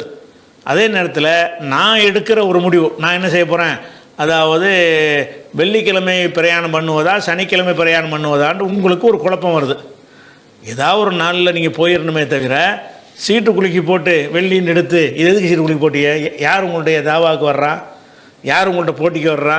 நீங்கள் ஒரு ஆள் தானே இருக்கிறீங்க, சிங்கிள் ஆள் மேட்ரு தானே. நீங்கள் வெள்ளிக்கிழமைனாலும் வெள்ளிக்கிழமை போங்க, சனிக்கிழமைனாலும் சனிக்கிழமை போங்க. ஆனால் நீங்கள் வெள்ளி போகிறதா சனிக்க போகிறதா என்பதை ஒரு சீட்டில் முடிவெடுக்க வந்தீங்கன்னு சொன்னால் அந்த சீட்டு என்னமோ கடவுள் அல்லாவே உங்களுக்கு வந்து வகையில் அறிவித்த மாதிரி அர்த்தம் அதில் வந்துடுது. அல்லாஹ் வந்து வெள்ளிக்கிழமை போக சொல்லிட்டான். இதுதான் ஜோசியம், இதுதான் குறி பார்க்குற ஒரு விஷயங்கிறதுல அடங்கிறது. அப்போ நீங்கள் உங்கள் விஷயத்துக்கு முடிவெடுப்பதாக இருந்தால் சீட்டெலாம் போடக்கூடாது. சீட்டு போட்டால் என்னவாயிருது? அதுக்கு அர்த்தம் வேறு மற்றதில் முடிவெடுத்தோன்னா ஒரு கிளை மண்ண ஒருத்தன் இருக்கிறான், இன்னொரு பார்ட்டி எதிர்பார்ட்டியும் அதுக்கு போட்டிக்கு இருக்கிறான்னு சொல்லும் பொழுது அவன் மனம் கோணாமல் அதுக்கு தீர்வு காண்பதற்கு தான் சீட்டு. அது இல்லாமல் நீங்கள் உங்கள் விஷயத்துக்கு முடிவெடுப்பதற்கு சீட்டு போடக்கூடாது. அதுக்கு என்ன அர்த்தம் ஆகிடுது? எதுக்கு சீட்டு போடுறாங்க? பிற மதத்தில் எதுக்கு தெருவில் சீட்டுன்னு போடுவாங்க, போட்டு என்ன செய்வாங்க, எடுப்பாங்க. எடுத்தால் வந்து அதுக்கு என்ன அர்த்தமாது? கடவுள் இதை சொல்லிட்டாரு அர்த்தம். வடக்க போ தெற்க போன்னு எழுதி 4 சீட்டை போட்டுருவாங்க, எடுப்பாங்க. வடக்கன்னு வந்துடும், கடவுள் வடக்க போ சொல்லிட்டாரு. அப்போ இந்த சீட்டு மூலமாக வரக்கூடிய அந்த முடிவு வந்து இறைவனின் உத்தரவு என்ற மாதிரி வகி மாதிரியான ஒரு அர்த்தத்தில் வந்து பிற சமய மக்களும் பயன்படுத்துகிறார்கள். நம்ம அப்படி பயன்படுத்தினாலும் அதுக்கு அர்த்தம் தானே. நீ என்னத்துக்கு சீட்டுக்குலுக்கி போட்டு ஒரு கிழமையை முடிவு பண்ணுற? உனக்கு வெள்ளிக்கிழமை வசதினா சனி ஏதாவது ஒன்று தேர்ந்துட்டு போயிட்டு இருக்க வேண்டியது தானே. அப்போ இது எதில் வரும்னு கேட்டால் அம்புகள் மூலம் குறிபார்த்தன்னு ஒன்று வச்சுருந்தாங்க. ஒரு அம்பத்திக்கு என்ன செய்வாங்க, எடுப்பாங்க, அதில் என்ன எழுதியிருக்கோ அதான் தீர்வுன்னு சொல்லி முடிவு எடுத்துக்கிடுவாங்க. அது ஜோசியத்துக்காக செய்வது, குறிபார்ப்பதற்காக செய்வது, அது மார்க்கத்தில் தெளிவாக தடுக்கப்பட்டிருக்கு. 5:3 வசனத்திலையும் 5:90 வசனத்திலையும் அம்புகள் மூலம் குறிபார்ப்பது என்பது உங்களுக்கு ஹராமாக்கப்பட்டிருக்குன்னு நல்லா சொல்லி காட்டுறான். அப்போ அது ஒரு ஹராமான விஷயத்தில் இருக்கிறதுனால நீங்கள் உங்கள் விஷயமாக தீர்மானம் பண்ணுவதற்கு சீட்டுக்குலுக்கி போடக்கூடாது. உங்கள் விஷயமாக தீர்மானம் பண்ணுறதுக்கு ஒரு வழி இருக்குது. என்ன வழி இருக்குது? இதை செய்கிறதா அதை செய்கிறதா உங்களுக்கு குழப்பம் வருது. அப்போ என்ன செய்யணும்? இஸ்திகாரான்னு ஒரு ஒரு தொழுகை இருக்குது, இரவில் தொழுகக்கூடிய தொழுகை. அந்த தொழுகையில் என்ன செய்யணும்னு கேட்டால் ஒரு 2 ரக்காத் தொழுவணும். அதுக்கு ஒரு துவா செஞ்சுருக்க சொல்லி தந்திருக்கிறாங்க. அந்த துவா வந்து 1162 புகாரி அதில் இருக்க முடியும், மனப்பாடம் பண்ணிக்கிறேங்க. புகாரி 1162 ஹதீஸில் அல்லாஹும்ம இன்னி அஸ்தகீருக்க பில்மிக்கேன்னு அந்த துவா இருக்கும். அல்லது நம்முடைய துவாக்களின் தொகுப்புங்கிற ஒரு புஸ்தகம் போட்டிருக்கோம், ஆன்லைன் பேஜில் இருக்குது, அதில் இந்த துவா இருக்குது. இந்த துவாவை ஓதிவிட்டு என்ன செய்யணும், தொழுது முடிச்சுட்டு இந்த துவா ஓதிட்டு அதில் என்ன அர்த்தம் வரும்னா, அல்ல எனக்கு ஒன்றும் தெரியாது, ஒன்றிடத்தில் நல்லதை நான் கேட்குறேன், நீ பார்த்து என்னை நல்லதை செய்யி, நான் எடுக்கிற முடிவு எனக்கு நன்மை தரும் என்றால் அதன் பக்கம் என்னை கொண்டு செல்லு, நான் எடுக்கிற முடிவு வந்து எனக்கு தீமை தரும் என்றால் அதில் என்னை காப்பாற்றி விட்டுரு அப்படின்னு துவா செய்து விட்டு காலையில் எந்திரிச்ச உடனே எந்த முடிவு எடுக்கணும்னு உங்கள் மனசில் தோணுது அதை செய்யுங்க. அல்ல அவங்க வந்து உங்களை அந்த பக்கம் உங்களை கொண்டு போயிடுவான். இந்த துவா செஞ்சிட்டிங்கன்னு சொன்னால் அல்லாஹ் என்ன செய்வான், உங்களை சரியான ஒரு முடிவை நோக்கி தள்ளிடுவான். அப்படி ஒரு வழிமுறை இஸ்திகாரா மூலம் மட்டும் நீங்கள் முடிவு எடுக்கலாம். நீங்கள் சொல்கிற இந்த மாப்பிள்ளை விஷயம் இருக்குல்ல, அதில் 2 விஷயம் இருக்குது. நீங்கள் உங்களுக்குள்ள 2 மாப்பிள்ளை இருக்கிறாங்க, இந்த 2ல் யாரை தேர்ந்தெடுக்கிறது யார் விஷயம், உங்கள் விஷயம் தானே. அது யாரை வேணாலும் தேர்ந்தெடுக்க முடியாது. சீட்டு குலுக்கி போட்டு நீங்கள் எடுக்கிறது வந்து அப்போ இதுதான் இறைவன் முடிவுங்கிற அர்த்தம் வருதுல்ல. 2 மாப்பிள்ளையில் ஒரு ஆளை தேர்ந்தெடுக்கிறதுல வந்து ஒன்றுக்காக நீங்கள் சீட்டு குலுக்கி போட்டிங்க என்று சொன்னால் அது என்னமாவது, இவர் தான் கரெக்டானதுன்னு அல்லாஹ் காட்டிட்டான்னு அர்த்தமாகுது. அல்லாஹ் அப்படி காட்ட அந்த ஒரு வழிமுறை எல்லாம் காட்டி தரமாட்டான். நீங்கள் தேர்ந்தெடுக்கிற ஒன்று தப்பாக கூட இருக்கலாம், சீட்டில் வரக்கூடிய தப்பாக கூட இருக்கலாம். அதனால் அந்த அர்த்தம் வர்றதுனால சீட்டு குலுக்கி போடக்கூடாது. அதே நேரத்தில் இன்னொரு கட்டத்தில் சீட்டு குலுக்கி போடலாம். என்னென்னு கேட்டால் அந்த 2 மாப்பிள்ளையும் உங்களுக்கு வேண்டிய ஆளாக இருக்கிறாங்க, 2 பேரும் எனக்கு தான் நிற்கிறாங்க, அவங்க கிளைம் பண்ணுறான். இப்போ எதுக்கு அவரை விட்டு என்னை தேர்ந்தெடுக்கிற, என்னை விட்டு அவரை தேர்ந்தெடுக்கிற அப்படின்னு கேட்டான்னு சொன்னால் அவங்களுக்குள்ளே பஞ்சாயத்து வரக்கூடாது. அந்தப்போ எங்களுக்கு 2 பேரும் சமந்தான், சீட்டு குலுக்கி போடுறோம், அதில் யார் பேர் வருதோ அவருக்கு நாங்கள் பொண்ணை தர்றோம்னா அது செய்யலாம். ஏன்னா அது எதுக்காக நீங்கள் செய்கிறீங்க, 2 பேரும் வந்துக்கிட்டு நான் தாங்கிறான், ஒருத்தனை ஒதுங்க வைக்கணும், மன வருத்தம் இல்லாமல் ஒருத்தனை ஒதுங்க கொள்வதாக இருந்தாங்க. வாப்பா 2 பேரும் கேட்குறீங்க, எங்கள்கிட்ட ஒன்றும் இல்லை, 2 பேரும் நாங்கள் ஒரு ஆளாக தேர்ந்தெடுக்க போகிறோம்னு அவர்களையும் ஒரு பார்ட்டியாக வச்சு அந்த பார்ட்டியாக இருக்கிறவங்களுக்கு திருப்திப்படுத்துகிறது தான் சீட்டு. அல்லாஹ்வுடைய நாட்டத்தை அறிவதற்கு இல்லை அப்படின்ற அடிப்படையில் நீங்கள் சீட்டு போட்டாலும் அது கூடும். அவன் கிளைம் பண்ணவே இல்லை, அவங்க கேட்கவும் இல்லை, இவன் கேட்டது அவனுக்கு தெரியாது, அவங்க கேட்டது உங்களுக்கு தெரியாதுன்னு சொன்னால் அப்போ உங்கள் விஷயம் உங்கள் முடிவாயிடுது. உங்கள் முடிவுக்கு சீட்டை போடுறீங்க, உங்கள் முடிவுக்கு சீட்டு போட்டிங்கன்னா குறி பார்க்குறீங்க, ஜோசியம் பார்க்குறதா ஆயிரும். அதனால் வந்து சீட்டு குலுக்கி போடுதல் என்பதற்கு இன்னொரு பார்ட்டி இருக்க வேண்டும். அதை கிளைம் பண்ணுவதற்கு இன்னொரு 2 பேர் சம்மந்தப்பட்ட, 2 இல்லை 2 1000 பேரோ ஒன்றுக்கு மேற்பட்டவர்கள் சம்மந்தப்பட்ட விஷயங்களாக இருந்தால் தான் சீட்டு குலுக்கி போட்டு அந்த பஞ்சாயத்து இல்லாமல் மனம் கோணாமல் அந்த முடிவை எடுப்பதற்கு உள்ள ஒரு வழிமுறை. அப்படி இல்லாமல் உங்கள் விஷயத்தை நீங்களே எடுப்பதாக இருந்தால் நீங்களே எடுத்துட வேண்டியதான். அல்லது இஸ்திகாரா தொழுது விட்டு காலையில் நைட்டு தொழுது விட்டு காலையில் ஒரு முடிவு எடுங்க. எந்த முடிவு எடுக்கிறீங்களோ அது நல்ல அல்ல உங்களை கொண்டு போயிடுவான். இதுதான் மார்க்கத்தில் உள்ளது. அதனால் நீங்கள் சீட்டு கொடுக்கறது வந்து 2 வகையும் அந்த மாப்பிள்ளைகளுக்கு கிளைம் பண்ணி தெரிவித்து அவங்க மனம் கோணக்கூடாதுங்கிறதுக்காகத்தாப்பா இதை செய்கிறோம் அப்படிங்கிற வகையில் 2 பேரையும் வச்சு சீட்டு குலுக்கி போட்டு எடுத்தீங்கன்னு சொன்னால் ஒருத்தன் ஒதுங்கிடுவான், ஒருத்தனுக்கு பொண்ணை கொடுப்பீங்க. அந்த ஒதுங்கினவன் உங்கள் மேலே கோவப்பட மாட்டான், நம்மளை வருத்தப்பட, நம்ம மேலே புறக்கணிச்சிட்டாங்கன்னு நினைக்க மாட்டான். அதுக்காக மட்டும் நீங்கள் செய்யலாம். அது தெரியவே செய்யாது. இவன் பொண்ணு கேட்டது அவனுக்கு தெரியாது, அவன் பொண்ணு கேட்ட இவனுக்கு தெரியாதுன்னு நீங்கள் தெரிவிக்க வேண்டிய தேவையில்லை. நீங்கள் தான் எடுக்க போகிறீங்களா, இதுக்கு என் சீட்டு, நீங்களா ஒரு இது பண்ணி செய்யுங்க. இஸ்திகாரா தொழுது விட்டு எல்லாம் எந்த மாப்பிள்ளையும் நீங்கள் மனசில் நீங்கள் போடுறீ அதன்படி நாங்கள் கொடுத்துட்றோம் அப்படின்னு சொல்லி இஸ்திகாரா தொழுது விட்டு அந்த துவா செஞ்சுட்டு அதை செஞ்சுக்கிறலாம். அபு ஜஸ்னா ஐயம்பேட்டை அவர் கேட்குறாரு, என்ன கேட்குறாருன்னு கேட்டால் கேஎல்னா கோலாலம்பூர்லேருந்து கேட்குறாரு. மலேசியாவில் ரமலான் மாதத்தில் கியாமுல் லைல் தொழுகையின் போது லைட்டை ஆஃப் செய்துவிட்டு தொழுகை நடத்துகிறார்கள். காரணம் கேட்டால் கவனத்துடன் தொழுவதற்காக இந்த ஏற்பாடு என சொல்கிறார்கள். இது போன்று தொழலாமா? அபுஜஸ் நான் என்ன செய்கிறாங்கன்னா, ரமலான் மாதத்தில் வந்து எல்லாம் நின்று இருட்டில் லைட் ஆஃப் பண்ணிடுவாங்க, இருட்டாக போயிடுமா, இருட்டில் தான் இரவு தொழுகை தொழுவாங்களாம். அப்படி எதுக்காக நீங்கள் தொழுகிறேன்னு கேட்டால் அதில் வந்து ஒரு இரையச்சம் அதிகமாக ஏற்படும் அப்படிங்கிறதுக்காக செய்கிறோம்னு சொல்கிறாங்க. இது சரியான்னு கேட்குறாரு. முதல் விஷயம் என்னென்னு கேட்டால், வெளிச்சத்தில் நம்ம தொழுகிறோம்ல அது சரியா என்பது நம்ம ஆதாரம் தேடணும். ரசூலுல்லாஹ் காலத்தில் தொழுத எல்லா தொழுகையும் இருட்டெலாம் தொழுதாங்க. பழகுதா, இரவான பிறகு தொழுத தொழுகையில் இருட்டு தான். பள்ளிவாசல்லாம் விளக்கு கிடையாது, வீடுகளெல்லாம் விளக்கு கிடையாது. இருட்டில் தான் தொழுகை நடந்தது. ரசூலுல்லாஹ்வுடைய காலத்தில் வந்து ஃபஜ்ர் தொழுகையில் இருந்து இஷா தொழுகையிலிருந்து எல்லா தொழுகைகளுமே இருட்டில் தான் நடந்ததே தவிர லைட்டு போட்டுக்கொண்டு நடந்தது இல்லை. நீங்கள் லைட்டு போடுறீங்கல்ல, அதுக்கு தான் நீங்கள் கூடுமான்னு கேட்கலாம். எது கேட்க முடியாது? இருட்டில் தொழுவதுக்கு ஆதாரம் கேட்க இயலாது. ஆனால் இறையச்சத்துக்கு நம்ம செய்ய தேவையில்லை. இருட்டில் தொழுவது வந்து தான் ரசூலுல்லாஹ் காலத்து வழிமுறை. லைட்டு வந்து பயங்கரமாக பளிச்சுன்னு போட்டு பிரகாசமாகலாம் போட்டு பள்ளியாசலில் தொழுகிறாங்க. குறைஞ்சபட்சம் லைட்டுடைய அளவையாவது குறைக்கலாம். ஏன்னு கேட்டால், அதாவது ஆயிஷா நாய் என்ன செய்கிறாங்கன்னா, வீட்டில் படுத்து கிடக்கிறாங்க, குறுக்க படுத்து கிடக்கிறாங்க, ஜனாசா மாதிரி.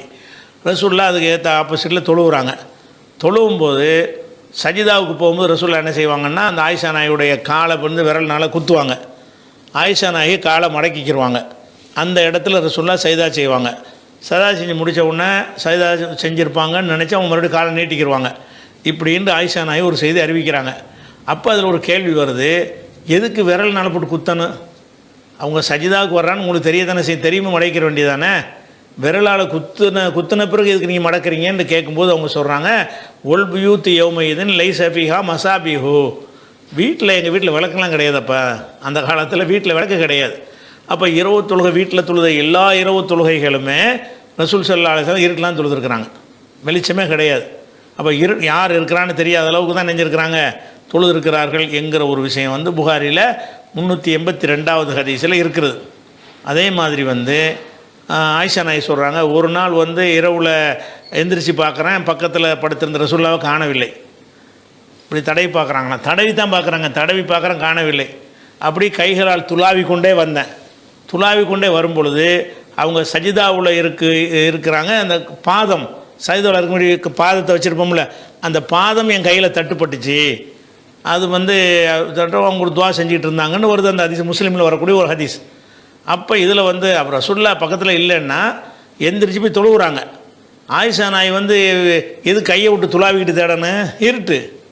இருட்டாக இருக்கிறதுனால ரசூலுல்லாஹ் காணலைன்ற உடனே படுக்கையில் பூரா தேடுறாங்க, காணாம். இப்படி சுற்றிக்கிட்டே வர்றாங்க, நான் கை நோண்டு போகிறாங்க. கொஞ்சம் தள்ளி போய் ரசூலுல்லாஹ் தொழுதுட்டு இருக்கிறாங்க.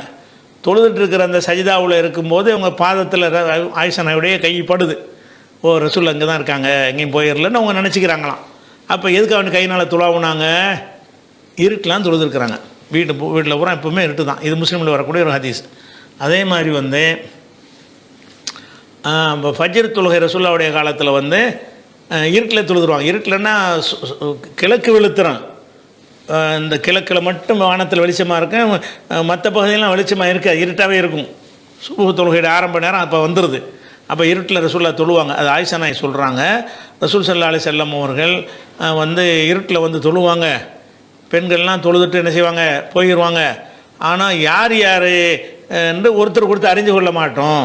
எதனால் அறிய மாட்டோம்னு சொன்னால், மின்னல் கலசி இருட்டின் காரணமாக சுபஹ் தொழுகை வருவாங்க.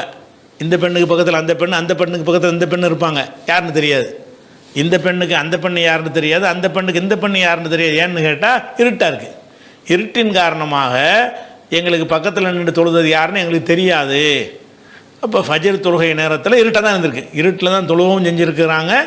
அருகில் உள்ளவர் அறிய முடியல. அப்போ இருட்டில் தொழுலாமான்னு கேள்வி கேட்கலாமா?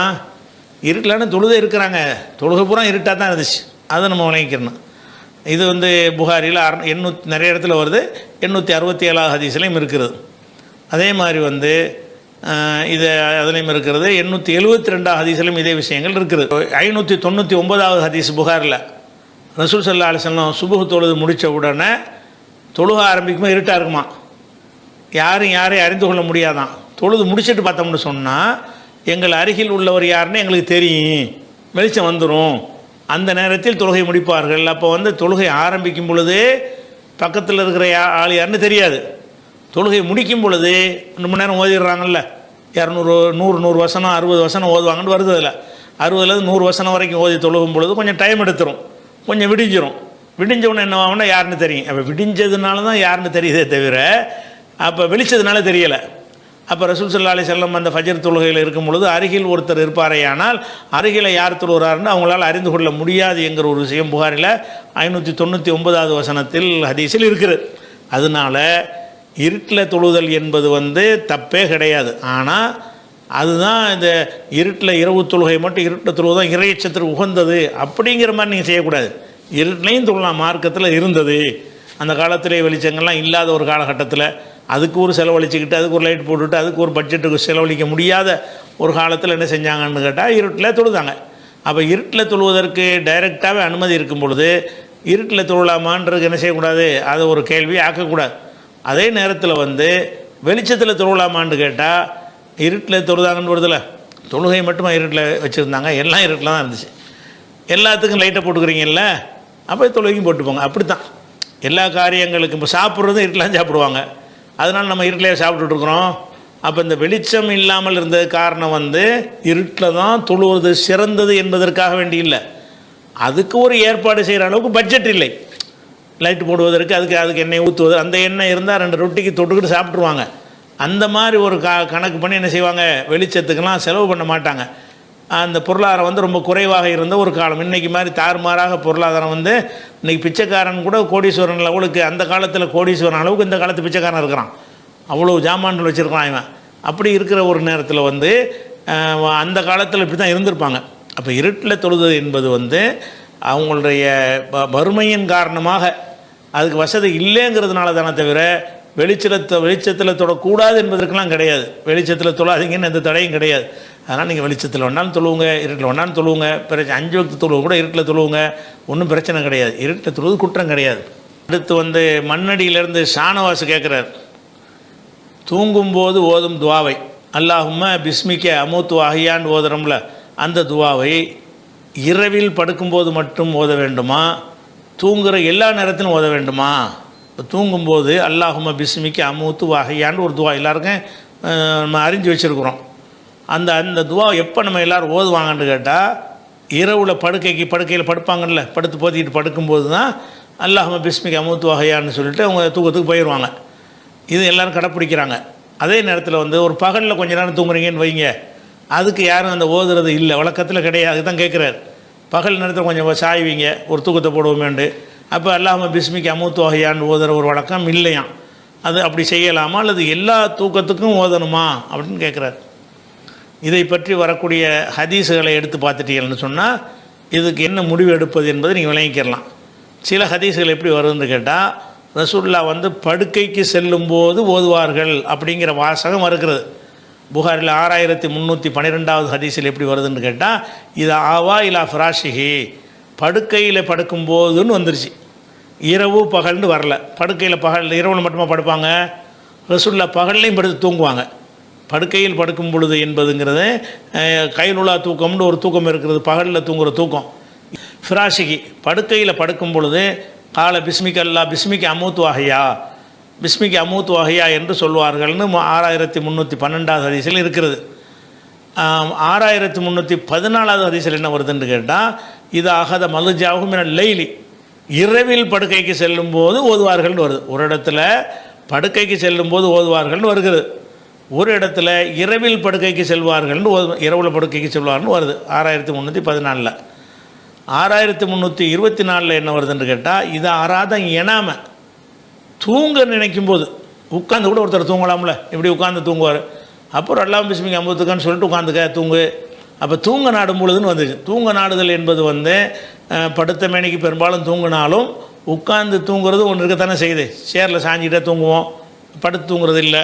இந்த ஹதீஸ் 6324 என்ன வருதுன்னு கேட்டால், இது ஆராதம் எனாமல் உறங்க நாடும் பொழுது கால பிஸ்மிக் அல்லாஹும் அமூத்து அஹியா என்று சொல்வார்கள் அப்படின்னு சொல்லி அந்த ஹதீஸ் வருகிறது. அதனால் உறங்க நாடும் பொழுது என்று வர்ற காரணத்தினாலையும் படுக்கைக்கு செல்லும்போது என்று வந்த காரணத்தினாலையும் நம்ம எல்லா நேரத்துலையும் இரவில் படுக்கைக்குன்னு வந்த காரணத்தினாலையும் அப்போ எல்லா நேரத்துலையும் நம்ம தூக்கம்னா அது செஞ்சிட வேண்டியதான். அந்த வார்த்தைக்கு என்ன அர்த்தம்?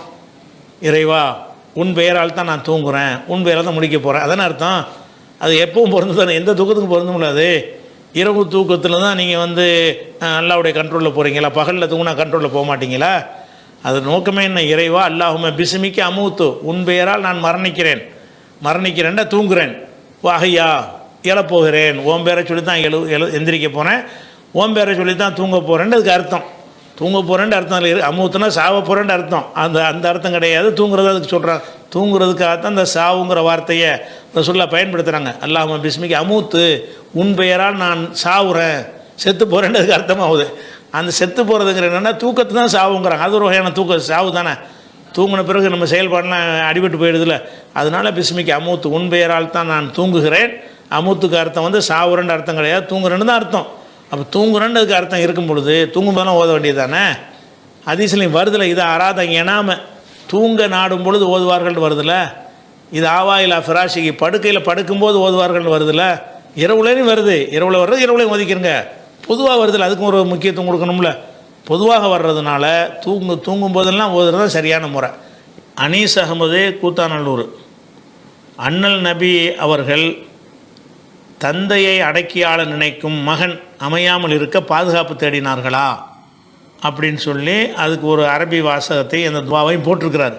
அல்லாஹும இன்னி அவுதுபிக்க மின் ஜாரி சூய் ஒமின் ஜவுஜின் துஷையிபுனி கபிலல் மஷீபி ஒமின் வலதின் யக்கூன் அலைய ரப்பன் ஒமின் மாலின் யக்கூன் அலை அதாபன் ஒமின் ஹலீலின் மாக்கிரின் ஐனுஹு தரானி ஒ கல்புஹு இர் ஆனி இன்றா ஹசனத்தன் தஃபனஹா ஒய்தார் ஆ செய்யத்தன் அதா ஆஹா என்கிற ஒரு துவாவை ரசூல்லா ஓதி பாதுகாப்பு தேடினார்களா. இந்த துவா வந்து தபுரானிங்கிற நூலில் துவாங்கிற தபுரானிங்கிறவர் நிறைய கிதாப் எழுதியிருக்கிறார். அவர் இந்த துவான்னு ஒரு கிதாப் எழுதியிருக்கிறார். அந்த துவாங்கிற புக்கில் இது இருக்குது, இது சரியா அப்படின்னு கேட்குறாரு. அப்போ இதை பொறுத்த வரைக்கும் இந்த ஹதீஸு தபுரானியில் இருக்கிற ஹதீஸில் அறிவிப்பாளரை பார்த்திங்கன்னா எல்லாருமே நல்ல அறிவிப்பாளராக தான் இருக்கிறாங்க. அபூ ஹுரைரா அது அறிவிக்கிறார். அவரிடமிருந்து சாயிதுல் மக்பூரி அறிவிக்கிறார், அவர் நல்ல அறிவிப்பாளர். அவரிடமிருந்து முகமது பின் அஜ்லான் அறிவிக்கிறார், அவரும் நல்ல ஒரு அறிவிப்பாளர். அவரிடமிருந்து அபு ஹாலிதுல் அஹ்மர் அறிவிக்கிறார், அவரும் நல்ல ஒரு அறிவிப்பாளர். அவரிடமிருந்து ஹசன் பின் ஹம்மாதுல் ஹல்ரமி அறிவிக்கிறார், அவரும் நல்ல அறிவிப்பாளர். அவரிடமிருந்து அஹமது பின் ஹம்பல் அவங்களுடைய மகன் அப்துல்லா அறிவிக்கிறார், அவர் டென்த் தபுரானி அறிவிக்கிறார். இதுதான் ஹதீஸுடைய அறிவிப்பாளர். இதில் யாரும் குறை சொல்கிற ஆட்கள் இல்லை, எல்லாருமே வந்து நம்பகமான ஆட்களாக இருக்கிறாங்க, உறுதியான ஆட்களாக இருக்கிறாங்க. அதனால் இந்த ஹதீஸ் வந்து இந்த துவா வந்து சரியான துவா தான். அதுக்கு என்ன அர்த்தம்னு கேட்டால், இறைவா தீய அண்டை வீட்டாரிடமிருந்தும் வயதிற்கு முன்பே என்னை முதியவராக்கிவிடும் மனைவியிடமிருந்தும் எனக்கு எதிரியாக மாறக்கூடிய பிள்ளையிடமிருந்தும் எனக்கு வேதனையாக மாறக்கூடிய சொத்திலிருந்தும் கபடமான நண்பர்களிடமிருந்தும் உன்னிடம் பாதுகாப்பு கோருகிறேன். பிள்ளைகிட்டேருந்து பாதுகாப்பு தர்றாங்க. என்னை அடக்கி ஆள்ற பிள்ளை எனக்கு வந்துடக்கூடாது, என் சொல்ல கேட்குற பிள்ளையாக இருக்கணுமே தவிர என் மீது ஆதிக்கம் செலுத்துகிற பிள்ளை எனக்கு வந்துடக்கூடாது என்று என்ன செய்யணும், நம்ம அல்லாட்ட பாதுகாப்பு தேடுகிறேன்றாங்க. அப்போ இந்த துவா இருக்குதான்னு கேட்டால் அந்த துவா இருக்குது, தபுரானியில் இருக்குது. இந்த துவா மனப்பாடம் பண்ணுறாங்க, உங்களுக்கு அரபியில் அப்படி நான் போட்டு விட்றேன் டிஸ்பிளேயில். இந்த துவாவை என்ன செஞ்சுக்கிறேங்க, இது கேட்க வேண்டியது நல்ல அறிவிப்பாளர் கரெக்டாக இருக்குது, கருத்தும் சரியாக தானே இருக்குது. அதனால் அந்த துவா ஓதிக்கலாம். அதாவது விஷ ஜந்துக்கள் எல்லாம் ஆலிம்களுக்கு துவா செய்கிறது, மீன்கள் எல்லாம் துவா செய்கிறது என்று ஒரு ஆலிம் ஷேக்கு அப்துல் ரஹ்மான் ஹாஃபிஸ் மதுஹரி என்பவர் இவர் சொல்வது உண்மையா அப்படின்னு சொல்லி இலங்கையில் கண்டியை சேர்ந்த ஃபாயிஸுங்கிறவர் கேட்குறாரு. அந்த இமாமுடைய வீடியோவை இணைத்திருக்கிறேன் என்று போட்டிருக்கிறார். அந்த வீடியோ இணைச்சிருக்கிறார், அது ஓப்பன் அந்த இருக்க வீடியோ உங்களுக்கு போட்டு விட்றேன். அதில் அவர் என்ன சொல்கிறாருன்னு கேட்டால், சஹீஹான் ஹதீஸ்ல இருக்குது, ஹஜ்ரத் ஸல்லல்லாஹு அலைஹி வஸல்லம் சொன்னாங்க, ஒரு ஆலிம் இவருக்காக மலாயிக்காமார்கள் இஸ்திக்பார் செய்றாங்க. காட்டில உள்ள அந்த பயங்கரமான மிருகங்கள் கூட இந்த ஆலிம்களுக்காக இஸ்திக்பார் செய்யும். கடலில வாழக்கூடிய மீனினங்கள், பொந்துகளில் இருக்கும் பாம்புகள் கூட இவர்களுக்காக இஸ்திக்பார் செய்யும். அந்த படைப்பினங்களுக்கு என்ன தேவை இருக்குது? பொதுவாக நம்ம விளைவிக்கிறோன்னு ஆலிம் சிறப்புன்னு வரக்கூடியது இருக்குல்ல, இது எல்லாமே வந்து இவங்க வந்து தவறாக வந்து யூஸ் பண்ணக்கூடிய ஒரு செய்திகளாக இருக்கிறது. ஏன்னு கேட்டால், ஆலிம்னு ஒரு கோர்ஸ் ரசூல்லா காலத்தில் இல்லை. யார் ஆலிமா? ரசூல்லாவுடைய காலத்தில் ஆலிம்னா மதரசா வச்சு நடத்தினாங்களா? சர்டிஃபிகேட் கொடுத்தாங்களா? இப்போ நீங்கள் நான்லாம் எப்படி மார்க்கத்தை அறிஞ்சிருக்கிறோமோ அந்த மாதிரி தான் அபூபக்கர் உமர்லாம் ரசூல்லாட்ட கேட்டு அறிஞ்சிருப்பாங்க. அவ்வளோ கேட்டு அறிந்தவர்கள் தான் இருந்தாங்களே தவிர நிறைய மார்க் அறிஞர்களாக இருக்கிற இத்தனை சஹாபாக்களுக்கு எழுத படிக்க தெரியாது, ஆனால் கேட்டு மார்க்கை தெரிஞ்சு வச்சுருப்பாங்க.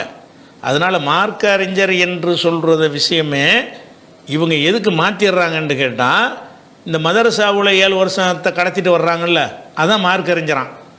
ஒரு மண்ணங்கட்டி எங்கள் கற்றுக் கொடுக்குறது கிடையாது. மதரசாவில் எந்த ஒரு பேசிக்கான நாலேஜும் இல்லாமல் கற்றுக் கொடுக்குறாங்க. ஒரு விஞ்ஞானம் தெரியாது, ஒரு அறிவியல் தெரியாது, ஒரு தர்க்க சாஸ்திரம் தெரியாது, உசூலுல் ஃபிக்ஹ் தெரியாது, உசூலுல் ஹதீஸ் தெரியாது, அரபியில் வாச்சிட்டு கடந்துட்டு வந்தால் இவங்களாம் ஆலிமா, இவங்களுக்கெல்லாம் எவ்வளோ சிறப்பு இருக்குது தெரியுமான்னு தன்னைத்தானே பீற்றி கொள்வதற்காக என்ன செய்கிறாங்க, இப்படிலாம் சொல்கிறாங்க. இதில் நம்ம என்ன வழங்கணும்னு கேட்டால், இதில் இந்த செய்தி அறிவிக்கிற ஒரு ஆள் வந்து வலீத் இப்னு ஜமீல் என்பவர் இது அறிவிக்கிறார். இந்த ஹதீஸ் திருமதியில் வந்தாலும் சரி, தபுரானியுடைய கபீரில் வந்தாலும் சரி, இதனுடைய அறிவிப்பாளரில் வந்து அபு உமாமாங்கிற சஹாபி வழியாக காசிம் என்பவர் அறிவிக்கிறார். அவர் வழியாக அறிவிப்பவர் வந்து வலீத் இப்னு ஜமீல் என்பவர் அறிவிக்கிறார். இவரை பற்றி சொல்லும் பொழுது ரஹபி சொல்கிறாங்க, உலைச ஃபர்ரத பிஹில் வலீத், இதை வலீத் என்பவர் மட்டும்தான் அறிவிக்கிறார், வேறு யாரும் இந்த ஹதீஸ் அறிவிக்கவே கிடையாது. உலைச பி மோத்தமதின், இவர் ஏற்கத்தக்கவர் கிடையாது அப்படின்னு சொல்லி அவர் சொல்கிறார். அதே மாதிரி வந்து ததுக்கிரத்துல் ஹுஃபாலில் சொல்கிறாரு, ஹாதா ஹதீஸுன் கரீபுன், இது ஒரு விசித்திரமான ஹதீஸாக இருக்கிறது.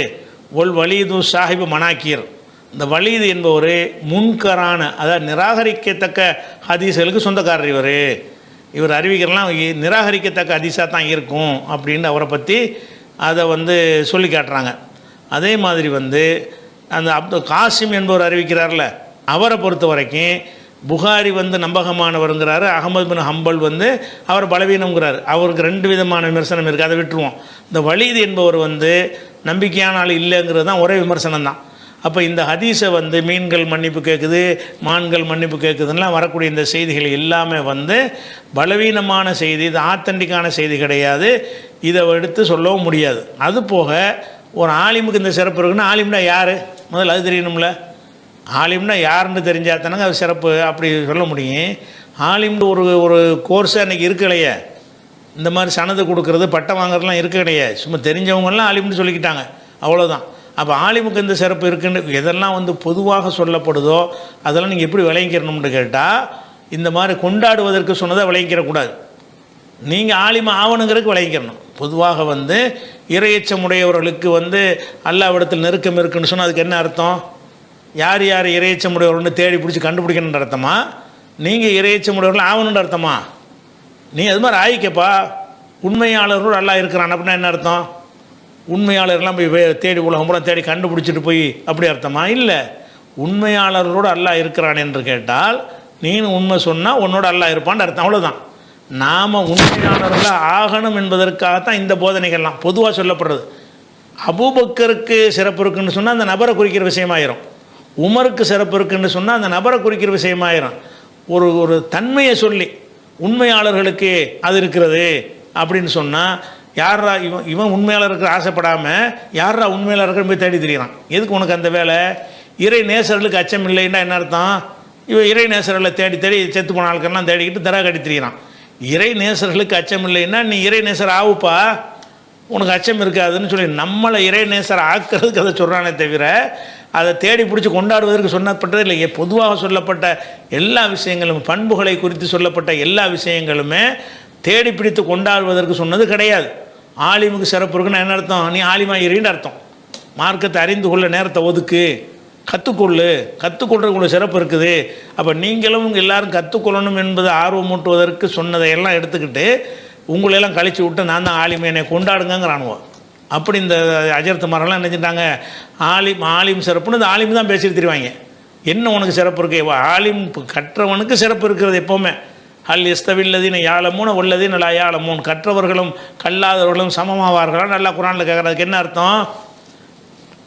நம்ம கல்லாத முட்டாப்பையில் இருந்துக்கிட்டே அவங்கள கொண்டாடணும்னு அர்த்தமா? கற்றவர்களும் கல்லாதவர்களும் சமமாக மாட்டார்களுக்கு என்ன அர்த்தம்னு கேட்டால், நீனும் கற்றவராக இருப்பா, நீ மேலே வந்துடலான்னு அர்த்தம். நீ முட்டாளாக இருந்துக்கிட்டு கற்றவர்கள்லாம் நம்ம தேடி போகணுன்னு அர்த்தம் கிடையவே கிடையாது. அதனால் இவங்க தங்களுக்கு பெருமை சேர்க்கறதுக்கு இதை பயன்படுத்துகிறாங்க. கல்வியை சரியான ஹதீஸாக இருந்தால் கூட கல்வியை ஊக்குவிக்கிறதுக்கு தான் அது பயன்படுத்தணும் ஒரு விஷயம். அதுபோக இந்த ஹதீஸ்லேயே இன்னும் ஒரு விஷயமும் அதில் சேர்ந்து வருது. என்ன வருதுன்னு கேட்டால், ஃபதுலுல் ஆலிமி அலல் ஆபிதி. ஆலிம் என்றால் மார்க் அறிஞர், ஆபித் என்றால் வணக்கசாலி. ஒருத்தர் மார்க்கத்தை அறிஞ்சவராக இருக்கிறாராம், ஒருத்தர் ஒரே இபாதத்தில் மூழ்கி கிடக்கிறாராம். இந்த 2 பேருக்கு மத்தியில் வித்தியாசம் இருக்குது. கஃபதுலி அல அதுனாக்கும், உங்களில் ரொம்ப அடிமட்டத்தில் இருப்பவருக்கும் எனக்கும் எவ்வளோ வித்தியாசம் இருக்கிறதோ, அவ்வளோ வித்தியாசம் இவங்க 2 பேருக்கும் இருக்குன்னு ரசூல்லா சொன்னாங்களாம். அப்போ ரசூல்லாவுக்கும் சாதாரண சஹாபிக்கும் எவ்வளோ வேறுபாடு இருக்குது, அவ்வளோ வேறுபாடு இந்த ஆலிமுக்கும் ஆலிம் அல்லாதவருக்கு மத்தியில் இருக்குங்கிறாங்க. அவ்வளோ அப்பாடக்கிறா நீங்கள்லாம். இப்போ ரசூல்லாவுக்கும் சஹாபாக்கள் மத்தியில் என்ன வேறுபாடு, பெரிய வித்தியாசம் இருக்குது. இவங்க அந்த மாதிரி ஆகலாம். ஒரு ஆலிமுக்கும் ஆலிம் அல்லாதவருக்கு எவ்வளோ வித்தியாசம்னா ரசூல்லாவுக்கும் மற்ற சஹாபாக்களுக்கு உள்ள வித்தியாசம் எவ்வளவோ அவ்வளோ வித்தியாசம் ரசூல்லா சொன்னாங்கன்னு அந்த பொய்யான செய்தியில் அதுவும் சேர்ந்து வருது. பாவ மன்னிப்பு தேடும்னு ஒரு செய்தி இருக்குல்ல, அதில் அதுவும் சேர்ந்து வருது. அதனால் இதெல்லாம் பொய்யான செய்தி, பில்டப் கொடுக்குறாங்க. இது அந்த அந்த அந்த ஆள் அறிவிக்கிற ஆளும் சரியில்லை, அதனுடைய கருத்தும் இவங்க சொல்கிற மாதிரி இல்லை. அந்த காசிம் என்பவரை பற்றி சொன்னோம்ல இந்த ஹதீஸ்லேயே, அதில் என்ன வருதுன்னு கேட்டால் சனதுஹு லையினுன், இது பலவீனமான சனது. அந்த வலீத் என்பவரை பற்றி சொல்லும்போது ஷெய்ஹுன் ரவா அனில் காசிமி அஹாதீஸ முன்கரத்தன் அபுஹாத்தம் சொல்கிறார். வலீத் என்பவர் காசிம் பேரை பயன்படுத்தி நிறைய முன்கரான, அதாவது இட்டுக்கட்டப்பட்ட நிராகரிக்கிற ஹதீஸில் அறிவித்திருக்கிறாரு. அபூசுரா சொல்கிறாரு ஷேகுன் லைனுல் ஹதீஸ், இவர் பலவீனமான ஹதீஸ் உடைய ஒரு முதியவர் அப்படின்னு சொல்கிறார். அதே மாதிரி இப்னு மொயின் சொல்கிறாங்க லைசபி ஷையின், இவர் கணக்கில் வரமாட்டாருங்கிறாங்க. ஓ லாஃபஹுன் நசை இவர் பலவீனமாக்கி இருக்கிறாங்க. அப்போ இப்னு ஹதீஸ் சொல்கிறார் அஹாதீஸு அஃப்ராது, இவருடைய ஹதீஸ்கள்னா இவர் தனித்து அறிவித்ததாக இருக்குது, இதே மாதிரி வேறு ஒரு ஹதீஸை இருக்காது அப்படிங்கிறாங்க. அதே மாதிரி இப்படியெல்லாம் இருக்கிறதுனால இவர் ஒரு நல்ல ஒரு ஆள் கிடையாதுங்கிறது தான் சரியான விஷயம். அதனால் இந்த ஹதீஸ் அறிவிப்பாளர் வகையிலேயே தவறாக இருக்கிறது என்பதை விளங்கிக் கொள்ள வேண்டும். ரஷீதுங்கிற சகோதரர் கேட்குறார், சிலைகளை வைத்து மதச் சடங்குகளை செய்யும் ஒரு இந்து குடும்பத்திற்கு வீட்டை வாடகைக்கு விடுவது இஸ்லாத்தில் அனுமதிக்கப்படுகிறதா? நான் ஒரு திருமண மண்டபத்தை கட்டி வருகிறேன். சிலைகளை பயன்படுத்தும் அல்லது வழிபடும் திருமண விழாக்களுக்காக இந்துக்களுக்கு அதை வாடகைக்கு விட்டால் அது இஸ்லாத்தில் ஹராமாக கருதப்படுமா அப்படிங்கிறது கேட்குறார். அதாவது நம்முடைய வீடுகளை முஸ்லீம் அல்லாத மக்களுக்கு, பல தெய்வ நம்பிக்கை உடைய மக்களுக்கு வாடகைக்கு விட்டோம்னு சொன்னால் அந்த வாடகைக்கு அவங்க வீட்டுக்குள்ளே நுழைந்த பிறகு அதனுடைய அதிகாரம் அவங்க கையில் வந்துடுது. அவங்களுடைய மத நம்பிக்கை பிரகாரம் உள்ள எல்லாத்தையுமே செய்வாங்க. அவங்க எதை செஞ்சாலும் அதுக்குரிய பூஜையை செய்வாங்க. ஒரு படத்தை வச்சு பூஜை செய்வாங்க, ஒரு சிலையை வச்சு பூஜை செய்வாங்க. அப்போ உட்காந்தா நிமிந்தா எல்லாத்துக்குமே அந்த கடவுள் பேரை சொல்லி தான் ஒரு காரியத்தை துவக்குவாங்க. அது எல்லாமே நம்ம இடத்துல நடக்கிறது. இப்போ நம்ம இடத்தில் நம்முடைய சொந்தமான ஒரு இடத்தை வாடகைக்கு விடுறோம். அந்த இடத்தில் இந்த மாதிரியான காரியங்கள்லாம் நடக்குது, இதை எப்படி இஸ்லாம் எடுத்துக்கொள்ளும் அப்படிங்கிறத கேட்குறாங்க. இது மேலோட்டமாக பார்த்தோம்னு சொன்னால், அல்லது ரொம்ப பக்திமான்கள்ங்கிற நாங்கள் கொள்கை பிடிப்புள்ளவர்கள்ங்கிற வேஷம் போட்டுக்கிட்டு பார்த்தோம் என்று சொன்னால், ஆமாம் அது எப்படி விடுறது அப்படிங்கிறது தான் முடிவெடுப்பாங்க. ஆதாரங்களின் அடிப்படையில் சிந்தித்தோம்னு சொன்னால் இதை என்ன முடிவு எடுக்கணும் என்பது நமக்கு தெளிவாயிரும். ஆதாரங்கள் எப்படின்னு கேட்டால், உதாரணமாக இஸ்லாம் மார்க்கத்தில் இவங்க அஹ்ல கிதாப் இருக்காங்க இல்லையா, அதாவது யூதர்கள், அவங்கள திருமணம் செய்யலாம்னு மார்க்கத்தில் இருக்குது. இது 5வது சூறாவில் 5வது வசனத்தில் ஒல் முஹ்சனாத்து மினல்லதீன ஊத்துல் கிதாப மின் கபுலிக்கும், உங்களுக்கு முன்னர் வேதம் கொடுக்கப்பட்ட அந்த பெண்களும் உங்களுக்கு ஹலாலு, திருமணம் செய்து கொள்ளலாம். வேதம் கொடுக்கப்பட்டவர்கள் என்பது அது யூதர்களை தான் குறிக்கும். மற்றவங்கள்லாம் நாங்கள் கிறிஸ்தவர்கள்னு அவங்க சொல்லி கொண்டாலும் அவங்களுக்கு இந்த வேதம் கொடுக்கப்படலை. எல்லாமே இஸ்ரவேல் மக்களுக்கு தான் ஈசா நபியும் வந்தாங்க, மூசா நபியும் வந்தாங்க. அவங்களுக்கு கொடுக்கப்பட்ட வேதமும் இஸ்ரவேல் மக்களுக்கு தான் உள்ளது. அப்போ இந்த இஸ்ரவேல் மக்களாக இருந்தாங்கன்னு சொன்னால் அவங்கள கல்யாணம் பண்ணிக்கிறலாம்னு சொல்லி குர்ஆன் அனுமதிக்குது. இப்போ அந்த மாதிரியான ஒரு பெண்ணை நீங்கள் திருமணம் பண்ணிவிட்டு வெளியே விடுவீங்களா, வீட்டுக்குள்ளே கொண்டு வந்துடுவீங்களா? வீட்டுக்குள்ளே வச்சுருவீங்க. வீட்டுக்குள்ளே இருந்தாங்கன்னு சொன்னால் அவங்க அவங்களுடைய நம்பிக்கை பிரகாரம் உள்ள விஷயத்தை செய்வாங்களா செய்ய மாட்டாங்களா? கல்யாணம் பண்ணுங்கன்ற அனுமதி மட்டும் எடுத்துக்கொள்வதா? திருமணம் பண்ண பிறகு அந்த எந்த ஒரு மனைவியும் கணவன் வீட்டுக்கு வந்துடுவாங்க. அப்போ இந்த வேதக்கார பெண் முஸ்லீம் வீட்டில் வந்த பிறகு என்ன செய்வாங்க? அவங்க எதை நம்புகிறாங்களோ அதன்படி உசைர் இந்த மாதிரியான சில நபிமார்களை எல்லாம் கடவுள் மாதிரி அவங்க மதிக்கக்கூடியவங்களாக இருப்பாங்க. அவங்க எங்கே வச்சு அதெல்லாம் செய்வாங்க? நம்ம வீட்டுக்குள்ளே வச்சு செய்வாங்க. நம்ம மனைவியாக இருந்து கொண்டு நம்ம வீட்டுக்குள்ளே செஞ்சார்கள்னு சொன்னால் இதெல்லாம் நடக்கும்னு சொன்னால் அல்லாஹ் நினைஞ்சிருப்பான் கல்யாணம் பண்ணாதீங்கன்னு இருப்பான். அம்மாடி கல்யாணம் பண்ணி உள்ள வச்சிடாதீங்க. அவங்களுக்கு மார்க்கத்துக்கு விரோதமான விஷயங்கள்லாம் செய்வாங்க. அவங்க தாயத்து போடுவாங்க, அது போடுவாங்க. அவங்க நம்பிக்கையில் என்னவெல்லாம் இருக்குதோ, அவங்களுடைய மார்க்கங்களில் எதெல்லாம் நம்பிக்கையாக இருக்கிறதோ அந்த மாதிரியான பூஜைகள், அந்த மாதிரியான விஷயங்களையெல்லாம் அவங்க செய்வாங்கன்னு தெரிஞ்சு தான் அவங்களையும் நீங்கள் திருமணம் செய்யலாம்னு அல்லாஹ் அனுமதிக்கிறான். அது ஏன் அனுமதிச்சா, அந்த தத்துவத்துக்கு நம்ம இப்போ போக தேவையில்லை. இந்த அனுமதியில் என்ன விளங்குதுன்னு கேட்டால், நம்ம வீட்டுக்குள்ளே நம்ம ஒருத்தங்களை அனுமதித்தோம்னு சொன்னால் அவர்கள் செய்யக்கூடிய தவறான காரியங்களுக்காக நமக்கு குற்றம் வராது. வீடு நம்ம வீடாக இருந்தாலும் சரி, நம்ம வீடு தான். அந்த பெண்ணை கல்யாணம் பண்ண பிறகும் நம்ம தான் வீட்டுக்கு சொந்தக்கார ஆள். அந்த வீட்டுக்குள்ளேயே அவங்களோட ரூமுக்குள்ளே ஏதாவது ஒரு பூஜை விஷயங்கள் ஏதாவது செஞ்சார்கள்னு சொன்னால் அது மார்க்கத்தில் கூடாது என்று இருக்குமே. ஆனால் அல்லாஹ் நினைஞ்சிருப்பான்னா அவங்கள கல்யாணம் பண்ணிவிடாதீங்க, வேறு மதத்துக்காரங்களை கல்யாணம் பண்ணிங்கன்னு சொன்னால், யகுதிகளை கல்யாணம் பண்ணிங்கன்னு சொன்னால் அவங்க வீட்டுக்குள்ளே வந்துக்கிட்டு பூஜை செய்வாங்க. அவங்க யாரை தெய்வம் நினைக்கிறாங்களோ அதை கும்பிடுவாங்க, அவங்க பூஜை புனஸ்காரங்கள்லாம் செய்வாங்க அப்படின்னு சொல்லி அல்லாஹ் இதை தடுத்திருப்பானா அனுமதிச்சிருப்பானா? இவங்க சொல்கிறதாக இருந்தால் தடுத்தானே இருப்பான். அப்போ உஸ்மான் ரலியல்லாஹு அவர்கள் நாயிலாண்டு ஒரு வேதக்கார பெண்ணை கல்யாணம் பண்ணியிருந்தாங்க. அந்த நாயிலா என்னவா இருந்திருப்பாங்க? அவங்க நாயிலாவுடைய வேலையை எத்தனை செஞ்சுருப்பாங்க? சொர்க்கவாசிகள் நற்செய்தி சொல்லப்பட்ட சஹாபாக்கள் அப்படி பண்ணியிருக்கிறாங்களே. அப்படிங்கிற போது என்னாவது, அந்த வீட்டுக்குள்ளே ஒருத்தங்க செய்கிற விஷயங்கள் நம்மளை பாதிக்காது அப்படிங்கிறது இந்த சான்றை வச்சுக்கிறோங்க. அதே மாதிரி இப்போ ஹைபரை ரசூலுல்லாஹ் வெற்றி கொண்டுட்டான். ஹைபருங்கிறது யூதர்கள் வாழ்ந்த ஒரு பகுதி, அதில் கோட்டை கட்டி அவங்க வாழ்ந்து கொண்டிருந்தார்கள்.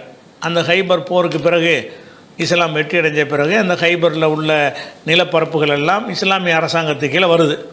அப்போ ரசூலுல்லாஹ் என்ன செய்கிறாங்கன்னு கேட்டால், அந்த ஹைபரில் இருந்த வயல்களை நிலங்களை எல்லாம் அந்த யூதர்களை கூப்பிட்டு, நீங்களே விவசாயம் பண்ணிக்கிறங்க, விவசாயம் பண்ணிவிட்டு அதில் விளையிறதுல நீங்கள் பாதி நாங்கள் பாதி அப்படின்னு சொல்லி என்ன செய்கிறாங்கன்னு கேட்டால், நிலம் எங்களுக்கு சொந்தம், உழைப்பு உங்களுக்கு சொந்தம், கிடைப்பதில் ஆளுக்கு பாதின்னு சொல்லி அவங்கள்ட்ட ஒப்படைக்கிறாங்க. அந்த நிலத்தை அவங்கள்ட்ட ஒப்படைச்சாங்கன்னு சொன்னால் அந்த நிலத்தில் அவங்க என்ன செய்வாங்க? நம்முடைய நிலத்தை கொண்டு போய் யூதர்கள்ட்ட நிர்வாகத்தை முழுசாக கொடுத்துட்டோம். அவங்க என்ன செய்கிறாங்கன்ற ரசூலுல்லாஹ் பார்த்ததே இல்லை, யாரும் பார்க்கவும் மாட்டாங்க. அவங்க அந்த நிலத்துக்குள்ளே என்ன செய்வாங்க? விதைக்கும் போது ஒரு பூஜை செய்வாங்க, அறுவடைக்கு ஒரு பூஜை செய்வாங்க, மருந்து தெளிக்கும் போது ஒரு பூஜை செய்வாங்க, இன்னும் பல சந்தர்ப்பங்களில் பல விதமான காரியங்களை என்ன செய்வாங்க? அந்த நிலத்தில் தான் செய்வாங்க. ஆனால் நிலம் யார் நிலம்? நம்ம நிலம். நிலம் நம்ம நிலம். அவங்கள்ட்ட நம்ம குத்த ஏறக்குறைய வாடகை மாதிரி அந்த மாதிரி நம்ம விட்டுருக்குறோம். விட்டால் அவங்க பொறுப்பில் விட்டதுக்கு பிறகு அவங்க இதெல்லாம் செய்யத்தானே செய்வாங்க. அப்போ ரசூலுல்லாஹ் என்ன செஞ்சுருக்கானே, அப்படிலாம் விட்டுறாதீங்கப்பா, அவங்களுடைய வழிபாடுகளை போய் அங்கே போய் செஞ்சிட்ருப்பாங்க, அது வருமானம் நமக்கு முக்கியம் கிடையாது, சும்மா கடந்துட்டு போகுது, நீங்களே பண்ணுறது தான் பண்ணுங்கள், இல்லாட்டி பேசாமல் போட்டு வைங்கன்னு தான் சொல்லியிருக்கேன்னு. ஆனால் என்ன செய்கிறாங்க? இஸ்லாமிய அரசுக்கு சொந்தமானதையே அவங்கள்ட்ட ஒப்படைக்கிறாங்க. ரசூலுல்லாவுக்கு சொந்தமான நிலத்தையும் கூட ஒப்படைக்கிறாங்க. ரசூலுல்லாவுக்கு அந்த ஹைபரில் ஒரு பகுதி ஒதுக்கப்பட்டிருந்துச்சு.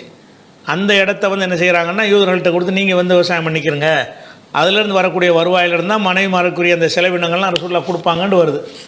அப்போ நம்ம என்ன செய்கிறோம்னு கேட்டால், இது புகார் நிறைய ஹதீஸில் வருது. உதாரணத்துக்கு புகாரில் 2329வது ஹதீஸில் ஆமலன் நபி ஸல்லல்லாஹு அலைஹி வஸல்லம் ஹைபர் பகுதியை ரசூலுல்லாஹ் நினைஞ்சாங்க, அது ஒரு ஒப்பந்தம் செஞ்சார்கள். பிஷத்ரிமா யஹ்ருஜ் மின்ஹா மின் சமரின் அவுசராயின், அதிலிருந்து உற்பத்தி ஆகக்கூடிய பயிர் பச்சைகள் பழங்களை எல்லாம் பாதிங்கிற அடிப்படையில் அதை குத்தகைக்கு விட்டார்கள் அப்படின்னு இருக்குது. யார்கிட்ட விட்டாங்க? யஹூதிகள்கிட்ட விட்டுருக்குறாங்க. அதாவது உற்பத்தியில் பாதிங்கிறதல்ல பிரச்சனை. இப்போ நிலத்தை வந்துட்டு கொடுத்துட்டோமே, அதில் அவன் என்ன வேணாலும் செய்வானே, அவனுடைய நம்பிக்கை பிரகாரம். இப்போ நம்மளே இஸ்லாமிய அடிப்படையில் ஏதாவது செய்கிறாருந்தா நம்ம ஒரு அல்லாட்டு துவா செஞ்சுட்டு தானே நம்ம ஒரு காரியத்தை செய்வோம். அவனுக்குரிய விஷயத்தை செய்யத்தானே செய்வான், நம்ம நிலத்தில்னு அதை செய்வான். அது பிரச்சனை. நம்ம வாடகைக்கு விட்டோம், அவ்வளோதான். நம்ம நோக்கம் என்னென்னு கேட்டால், அதில் வழிபாடு செய்கிறதுக்கு நம்ம வாடகைக்கு விடலை, விவசாயம் பண்ணுறதுக்கு விட்டுருக்குறோம். அவன் அதில் ஒன்று ரெண்டு கூட செஞ்சுக்கிடுவான். அதை நம்மளை பாதிக்கும் என்று இஸ்லாம் கருதி இருந்தால் அவன்கிட்ட அந்த அக்ரிமெண்ட் படி ஒப்படைச்சிருப்பாங்களா நிலத்தை, ஒப்படைச்சதை பார்க்குறோம். அதே மாதிரி இந்த அஸ்மா அவர்கள், அஸ்மான்னா அபூபக்கர் சித்திக் அவங்களுடைய மகள் ஆயிஷாவுடைய சகோதரி, அவங்க என்ன செய்கிறாங்கன்னு கேட்டால் ரசூலுல்லாஹ்ட்ட கேட்குறாங்க, அல்லாஹ்வுடைய தூதரே, எங்கள் அம்மா இஸ்லாத்தில் ஏற்றுக்கிறல, ஏற்றுக்கிறாமல் இருந்தாலும் என்னை தேடி வந்துட்டாங்க. அப்போ அந்த ஒப்பந்த காலம் இங்கேருந்து அங்கே போகலாம், அங்கேருந்து இங்கே வரலாம்னு சொல்லி இந்த சண்டையெல்லாம் தீர்ந்து உதய்பியா உடன்படிக்கைக்கு பிந்தி உள்ள காலத்தில் வந்து மக்காக்காரங்க மதீனாவுக்கு வருவாங்க, மதீனாக்காரங்க மக்காவுக்கு போவாங்க. போக்குவரத்துலாம் ஏற்பட்ட ஒரு கட்டத்தில் வந்து அம்மா வந்துடுறாங்க, மகளை தேடி வந்துடுறாங்க. அப்போ வந்து ரசூலுல்லாஹ்ட்ட வந்து அஸ்மா வந்து அல்லாஹ்வுடைய தூதர், இந்த மாதிரி எங்கள் அம்மா வந்துட்டாங்க, என்னை தேடி அவங்க ஷிர்க் வைக்கிறவங்களாக தான் இருக்கிறாங்க, ஆனால் என்னை தேடி வந்துட்டாங்க. நான் வந்து அஃபாசில் உம்மி, என்னுடைய தாயை நான் சேர்த்துக்கிறலாமா நான் வீட்டில் வச்சு பராமரிக்கிறதுன்னு அர்த்தம். அப்போ நாம் செலி உம்மக்கி, உன் தாயாரை சேர்த்துக்கங்கிறாங்க. அப்போ அந்த தாயார் ஷிர்க் வைக்கிற நிலையில் வர்றாங்கன்னு சொன்னால், அவங்கள நம்ம வீட்டில் சேர்த்துக்கிட்டோம்னு சொன்னால் அவங்க என்ன செய்வாங்க? அவங்க அந்த ஷிர்க்கை செய்வாங்க. அவங்களுக்குன்னு ஒதுக்கப்பட்ட இடத்துல உட்காந்து என்ன செய்வாங்க? ஷிர்கான காரியங்களை செய்வாங்க, பூஜைகளை செய்வாங்க, லாத்து உஸான்னு கூப்பிடுவாங்க. ஆனால் இடம் நம்ம இடம் வந்து அஸ்மாவுக்கு சொந்தமான இடம். அதில் இருக்கிறவங்க வந்து நம்ம அடைக்கலமாக தாயின்ற வகையில் வச்சுருக்குறோம். அந்த தாய் என்னவாக இருக்கிறாங்கன்னா இணை கற்பிக்கிறவர்களாக தான் இருக்கிறாங்க. அந்த கொள்கையில் இருக்கும்போதே தான் நம்ம அடைக்கலம் கொடுக்குறோம். அதுக்கு ரசூல் கொடுத்து சொன்னாங்கன்னா சிலி உம்மக்கி, உங்கள் அம்மாவை சேர்த்துக்கங்கிறாங்க. அப்போ நம்ம இந்த மாதிரி மார்க்கத்தில் ஒரு நிலைப்பாடு இருந்தால், நம்ம இடத்துல இந்த மாதிரி காரியங்கள்லாம் செஞ்சாங்கன்னா சரியாக வராது, முஸ்லீம் அல்லாத பெற்றோர்னா விரட்டி விட்ருங்க. ஏன்னு கேட்டால் அவங்க நம்பிக்கை பிரகாரம் உள்ளதை நம்ம வீட்டில் செய்வாங்க, அது நம்மளை பாதிக்கும் அப்படின்ற சொல்லணுமா இல்லையா? சொல்லலை. இதெல்லாம் செய்வாங்கங்கிறது சொல்லியா தெரியணும். வேற ஒரு மதத்துக்காரர் நம்ம இடத்துல குடி வச்சோம்னா, தாயாக இருக்கட்டும் தந்தையாக இருக்கட்டும் எவராகவே இருக்கட்டும், அவருடைய நம்பிக்கைப்படி தானே அங்கே உள்ள காரியங்களை செய்வார்.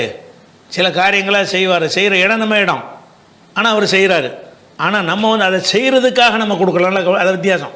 நம்ம கொடுத்து தாயை கவனிக்கிறே கொடுக்குறோம், அதில் 1000 நல்ல காரியங்கள் செய்வோம், அதில் 2 விஷயங்கள் அவங்க தப்பாக செய்வாங்க, ஒரு 10 விஷயம் தப்பாக செய்வாங்க.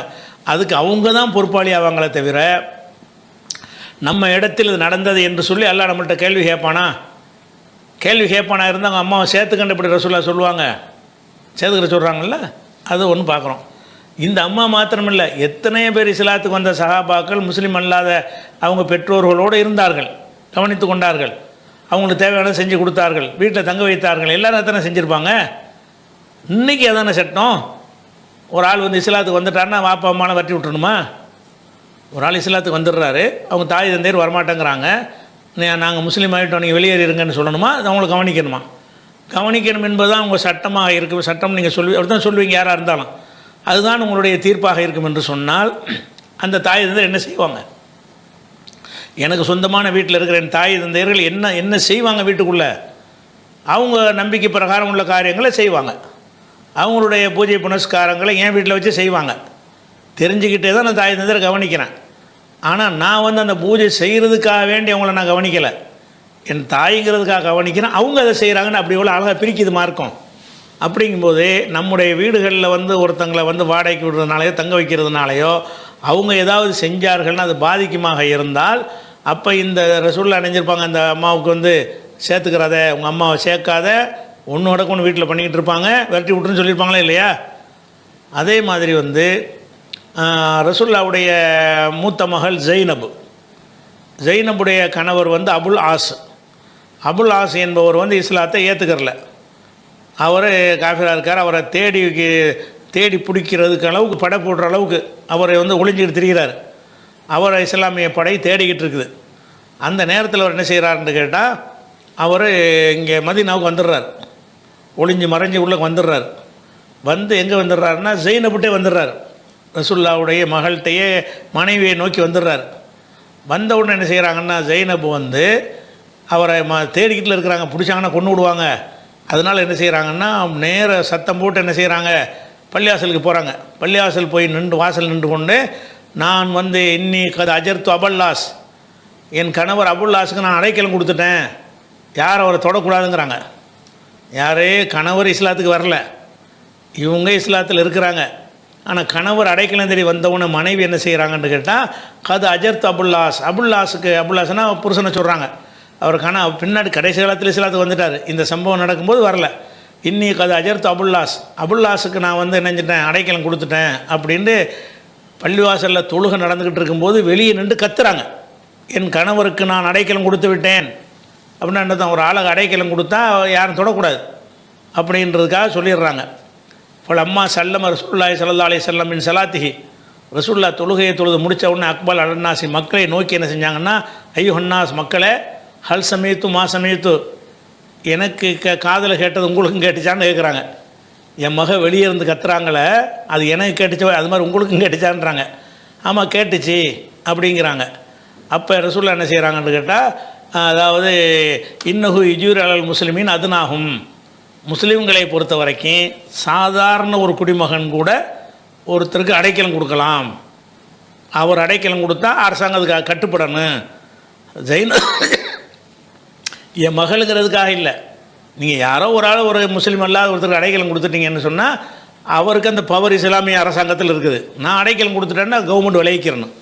நம்ம நாட்டை சேர்ந்த ஒருத்தர் அடைக்கலம் கொடுத்து விட்டால் அவருக்கு அந்த உரிமை இருக்குதுன்னு சொல்லி விளைவிக்கிறணும்னு ரசூலுல்லாஹ் சொல்லிடுறாங்க.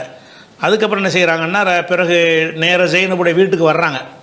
வந்து என்ன செய்கிறாங்கன்னா, அருமை மகளே அக்ரிமி மசுவாஹூ, அவர் நல்லபடியாக கவனிச்சிக்க, உங்கள் கணவரை கவனிச்சிக்க, வலா யகுலு சீலைக்க, அவரோடு நீங்கள் தனிமையில் இருக்க வேண்டாம், அதாவது தாம்பத்தியம் ஈடுபட வேண்டாம். இப்போ இன்னக்கலா தஹிலின் லஹு, நீ அவருக்கு ஹலாலாக மாட்டாய். புருஷங்கிற முறையில் கவனிச்சிக்க, வச்சுக்க, சோத்தக்கத்தை போடு, உபசரம் பண்ணிக்க, ஆனால் தாம்பத்தியம் நடத்தக்கூடாது, உனக்கு ஹலால் இல்லை, ஒரு முஸ்லீம் இல்லாத காரணத்தினால அவருக்கு ஹலால் கிடையாதுன்னு ரசூலுல்லாஹ் என்ன செய்கிறாங்க, மகளுக்கு சொல்கிறாங்க. இது ஹாக்கிமில் வரக்கூடிய ஒரு செய்தி. அப்போ இந்த செய்தியின் பிரகாரம் என்ன தெரியுதுன்னு கேட்டால், அந்த கணவரை வச்சுக்கிட்டு அழகிய முறையில் வச்சுக்கங்கிறாங்கல்ல, அவரே ஜெயினபு வீட்டில் உட்காந்துட்டு அவர் என்ன செய்வார், அவருடைய வேலையை தானே செய்வார். அவர் எந்த தெய்வ நம்பிக்கையில் இருக்கிற அந்த தெய்வங்களை தானே கூப்பிடுவார். படுக்கும்போது தெய்வத்தை கூப்பிடுவார், எந்திரிக்கும் போது கூப்பிடுவார், ஒரு படமாக வச்சு வணங்குவார், டாலரை கட்டி தொங்க போட்டு என்ன வேணாலும் செய்வார்ல. அந்த காலத்து நம்பிக்கை அதெல்லாம் செய்வார்னு தெரிஞ்சுக்கிட்டே தான் அடைக்கலம் கொடுத்துக்கங்கிறாங்க. முதல் வெளியேற்று, அவர் சிறுக்கு இருக்கலாம் செஞ்சிருவார் உள்ள இடம் அப்படின்ற சொன்னாங்களா, அல்லது நீ வச்சுக்க அவர் இருந்துட்டு போகிறாரு, தாம்பத்தியம் மட்டும் கூடாது, காஃபிர் முஸ்லீம் அந்த திருமண உறவு கூடாதுங்கிறதுனால அது கூடாது. உனக்கு கணவராக இருந்திருக்கிறதுனால என்ன செஞ்சுக்க, நல்லபடியாக கவனிச்சுக்கேங்கிறாங்க. அப்போ இதில் என்னென்னு கேட்டால், நிறைய பேர் இந்த வாடகைக்கு ஒரு விஷயத்தை தப்பாக வழங்கிட்டு இருக்கிறாங்க. அல்லாஹ் நமக்கு என்ன சொல்லி காட்டுறான்னு கேட்டால், குர்ஆனில் சொல்லி காட்டுறான், லா யன்ஹாகுமுல்லாஹு அனில் லதீன லம் யுகாத்திலூக்கும் ஃபித்தீனி, மார்க்க விஷயமாக உங்களோடு சண்டைக்கு வராதவர்களாக இருந்தால், உலம் யுஹ்ரிஜுக்கும் மின் தியாரிக்கும், உங்கள் வீடுகளிலிருந்து உங்களை வெளியேற்றாத மக்களாக இருந்தால், அந்த பர்ரூஹும், அவங்களுக்கு நன்மை செய்வதை அல்லாஹ் தடுக்கலை, ஓ துகுசிது இலைகும், அவங்களுக்கு நீதி செலுத்துவதை எல்லாம் தடுக்கலைன்னு சொல்லி 60வது சூறாவில் 8வது வசனத்தில் எல்லாம் சொல்லி காட்டுறான். அவங்க அந்த மாதிரி நம்மளை அழிக்கிற மாதிரி கொள்கை இல்லாதவங்களாக இருந்தார்களே, ஆனால் யாராக இருந்தாலும் என்ன செய்யுங்க, நீங்கள் அதுக்குரிய வேலையை செய்யுங்கிறாங்க. அதேமாதிரி பெற்றோரை கவனிக்கும் மாதிரி எல்லாம் பல வசனங்களில் சொல்கிறானே. எப்படி சொல்கிறான், அவன் தாய் சிரமத்தோடு பெற்றெடுத்தாள்னு சொல்கிறானே. சிரமத்தோடு பெற்றெடுத்தல் முஸ்லீம் கொண்டு உள்ளதா? ஒரு காஃபிரான தாயும் அந்த பிள்ளைய சிரமத்தோடு தான் பெற்றெடுத்திருப்பா.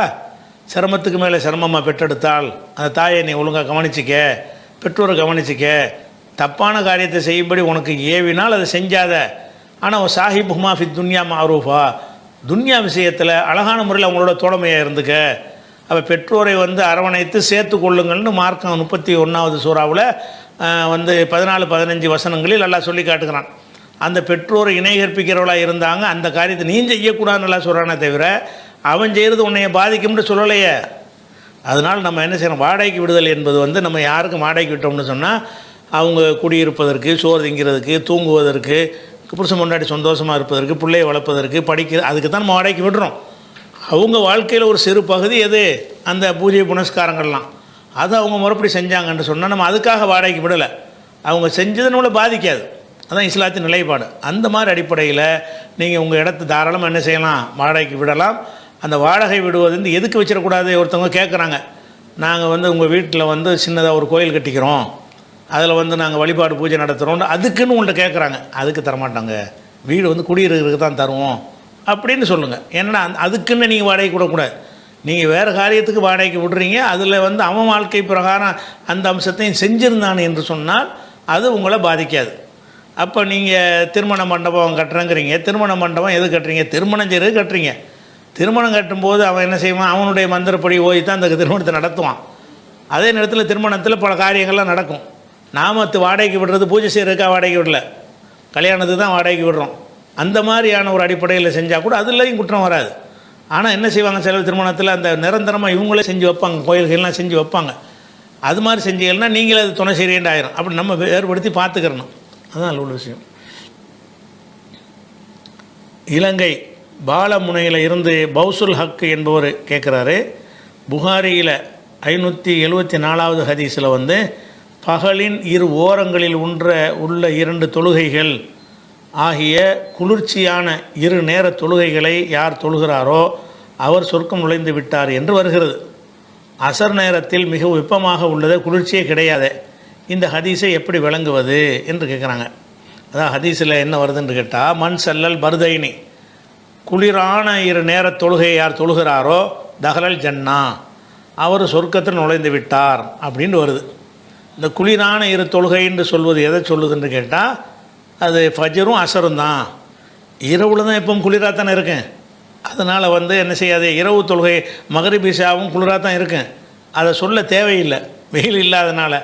வெயில் இருக்கிற இடத்துலையே என்ன செய்கிறது, அது வந்து வெளிச்சம் வந்த பிறகும் உங்களுக்கு அந்த குளிராக இருக்கும் என்று சொன்னால் அது கொஞ்சம் சிறப்பு இருக்குங்கிற அடிப்படையில் சொல்கிறாங்க. அப்போ குளிரான 2 தொழுகைகளை யார் தொழுகிறாரோ என்பது, அது ஃபஜரையும் எடுத்துக்கிறேன், அசரையும் எடுத்துக்கிறேன், லொஹரும் ரொம்ப கொடூரமாக இருக்கும், அப்போ சொர்க்கத்துக்கு போயிட்டான் இருக்கு. அவர் என்ன கேட்குறாருன்னா, அசருங்கிற நேரம் வந்து அப்படி ஒன்றும் குளிராவெலாம் இல்லையே, நல்ல வெக்கையாக தானே இருக்குது, வெப்பம் அடிச்சுக்கிட்டு தானே இருக்குது, அதை ஏன் குளிரான நேரம்னு சொன்னாங்க அப்படின்னு கேட்குறார். இதில் வந்து நம்ம கவனிக்கிற விஷயம் என்னென்னு கேட்டால், இப்போ லொஹர் தொழுகை இருக்குல்ல, லொஹர் தொழுகையை வந்து ரசூல்லா என்ன செய்கிறாங்கன்னு கேட்டால், அப்ரிது வில் லுஹரி, லொஹரை நீங்கள் குளிர செய்யுங்கள்ங்கிறாங்க. இப்போ லொஹர் ஒரு 12 மணிக்கு லொஹர் வருதுன்னு வைங்க, மண்டையை புழக்கிற மாதிரி வெயிலாக இருக்கும் வெப்ப காலத்தில். கோடை காலத்தில் வந்து உச்சிக்கு வெயில் வந்துச்சுன்னு சொன்னால் கடுமையான வெப்பமாக இருக்கும். அப்போ ரசூல் என்ன செய்கிறாங்கன்னு கேட்டால், இந்த கடும் வெப்பத்தில் தொழுவாதீங்க, கொஞ்சம் குளிர செய்யுங்கள், அபுரிது குளிர செய்யுங்கள்ங்கிறாங்க. அப்படின்னா என்ன அர்த்தம், ஒரு 2 மணி நேரம் கழித்து தொழுவுங்கிறாங்க. உச்சிக்கு அந்த சூரியன் வந்த பிறகு தொழுதிங்கன்னா பயங்கர வெக்கையாக இருக்கும். கொஞ்சம் லேட் பண்ணிக்கிறங்க. லேட் பண்ணால் என்ன ஆகுனா, அந்த வெப்பம் குறையிற அளவுக்கு அது ஊருக்கு தகுந்தவாறு காலத்துக்கு தகுந்தவாறு மாற்றம் அடையும். இப்போ நம்ம ஊரில் ஒரு 2 மணிக்கெலாம் கொஞ்சம் குளிர் வெப்பம் குறைஞ்சிரும், ஒரு 2:30 மணிக்கெல்லாம் அந்த வெப்பம் வந்து கம்மியாக போயிடும்ன்று இருக்குமே. ஆனால் 2:30 மணிக்கு தொழுவுங்க லொஹர் தொழுகையை. அதை ரசூல்லா சொல்லும்போது அதை குளிர செய்யுங்கிறாங்க. அப்போ குளிருக்கு என்ன அர்த்தம்னு கேட்டால், நீங்கள் வந்து கட்டுமையாக ஜில்லுன்னு இருக்குமே அப்படின்னு அர்த்தம் கிடையாது. லொஹரோட கம்பேர் பண்ணும்போது, லொஹரில் இருந்த என்ன மாதிரி நீங்கள் இருந்தீங்க, மண்டையை புழக்கிற மாதிரி வெயில் இருந்துச்சா இல்லையா, அதையே கொஞ்சம் லேட் பண்ணி குளிர வச்சோமா இல்லையா, அதுக்கு பிறகு தான் அசரே வருது. லொஹரையே கொஞ்சம் 2 மணி நேரம் கழித்து தொழுது அதை குளிருங்கிறாங்க ரசூல்லா. அப்போ இந்த குளிர் வெப்பமெல்லாம் வந்து ஒரு கம்பேர் பண்ணி சொல்கிற விஷயம். ஒன்றோட ஒன்று கம்பேர் பண்ணி, லொஹரோட கம்பேர் பண்ணிங்கன்னா அசர் குளிர் தானே. நீங்கள் என்ன செய்றீங்க, ஃபஜரோட கம்பேர் பண்ணிங்கன்னா அது வந்து அது குளிராக இருக்காது, அது ஜில்லுன்னு இருக்கு, இது வெயிலாக இருக்குன்னு நினைப்பீங்க. உங்களுக்கு தாங்க முடியுதா இல்லையா, உங்களுக்கு தாங்க முடியுது. அந்த வெப்பம் வந்து கடுமளவுக்கு பெருமளவு குறைஞ்சிருச்சு. லொஹரில் படுற கஷ்டம் நீங்கள் அசரில் படமாட்டீங்க. அப்படிலாம் இருக்கிறதுனால அது குளிரான தொழுகை தான். குளிர் என்று சொல்லுவது வந்து நீங்கள் எப்படி இந்த குளிர்னு விளங்கிக்கிட்டீங்கன்னா, ஊட்டி கொடைக்கானல் குளிர் மாதிரி நினச்சிக்கிட்டு இருக்கிறீங்க. அல்லது சூரியன் வராத நேரத்தில் இருக்கும்ல ராத்திரியில், அந்த குளிர் நினைக்கிறீங்க, அதுவும் குளிர் தான். அதே நேரத்தில் அது மட்டும்தான் குளிரான்னு கேட்டால் இஸ்லாமிய பார்வையில் இல்லை. இந்த உச்சி வெயில் கொளுத்தும் வெயிலை விட்டு கடந்துட்டாலே குளிர்னு வந்துடுது. அதனால தான் லொஹர் தொழுகைக்கு ரசூல்லா என்ன செய்கிறாங்கன்னு கேட்டால், 538வது ஹதீஸ் புகாரியில், அப்ரிது பில் லொஹரி, லொஹரை கொஞ்சம் குளிர வைங்கங்கிறாங்க. அப்படின்னா என்ன அர்த்தம், 12 மணிக்கு தொழுகிற தொழுகை ஒரு 2:30 மணிக்கு தொழுவுங்க, கொஞ்சம் வெயில் குறைஞ்சிரும் என்பதை என்ன வார்த்தையை போட்டு சொல்கிறாங்கன்னு கேட்டால், குளிர வைங்கங்கிறாங்க.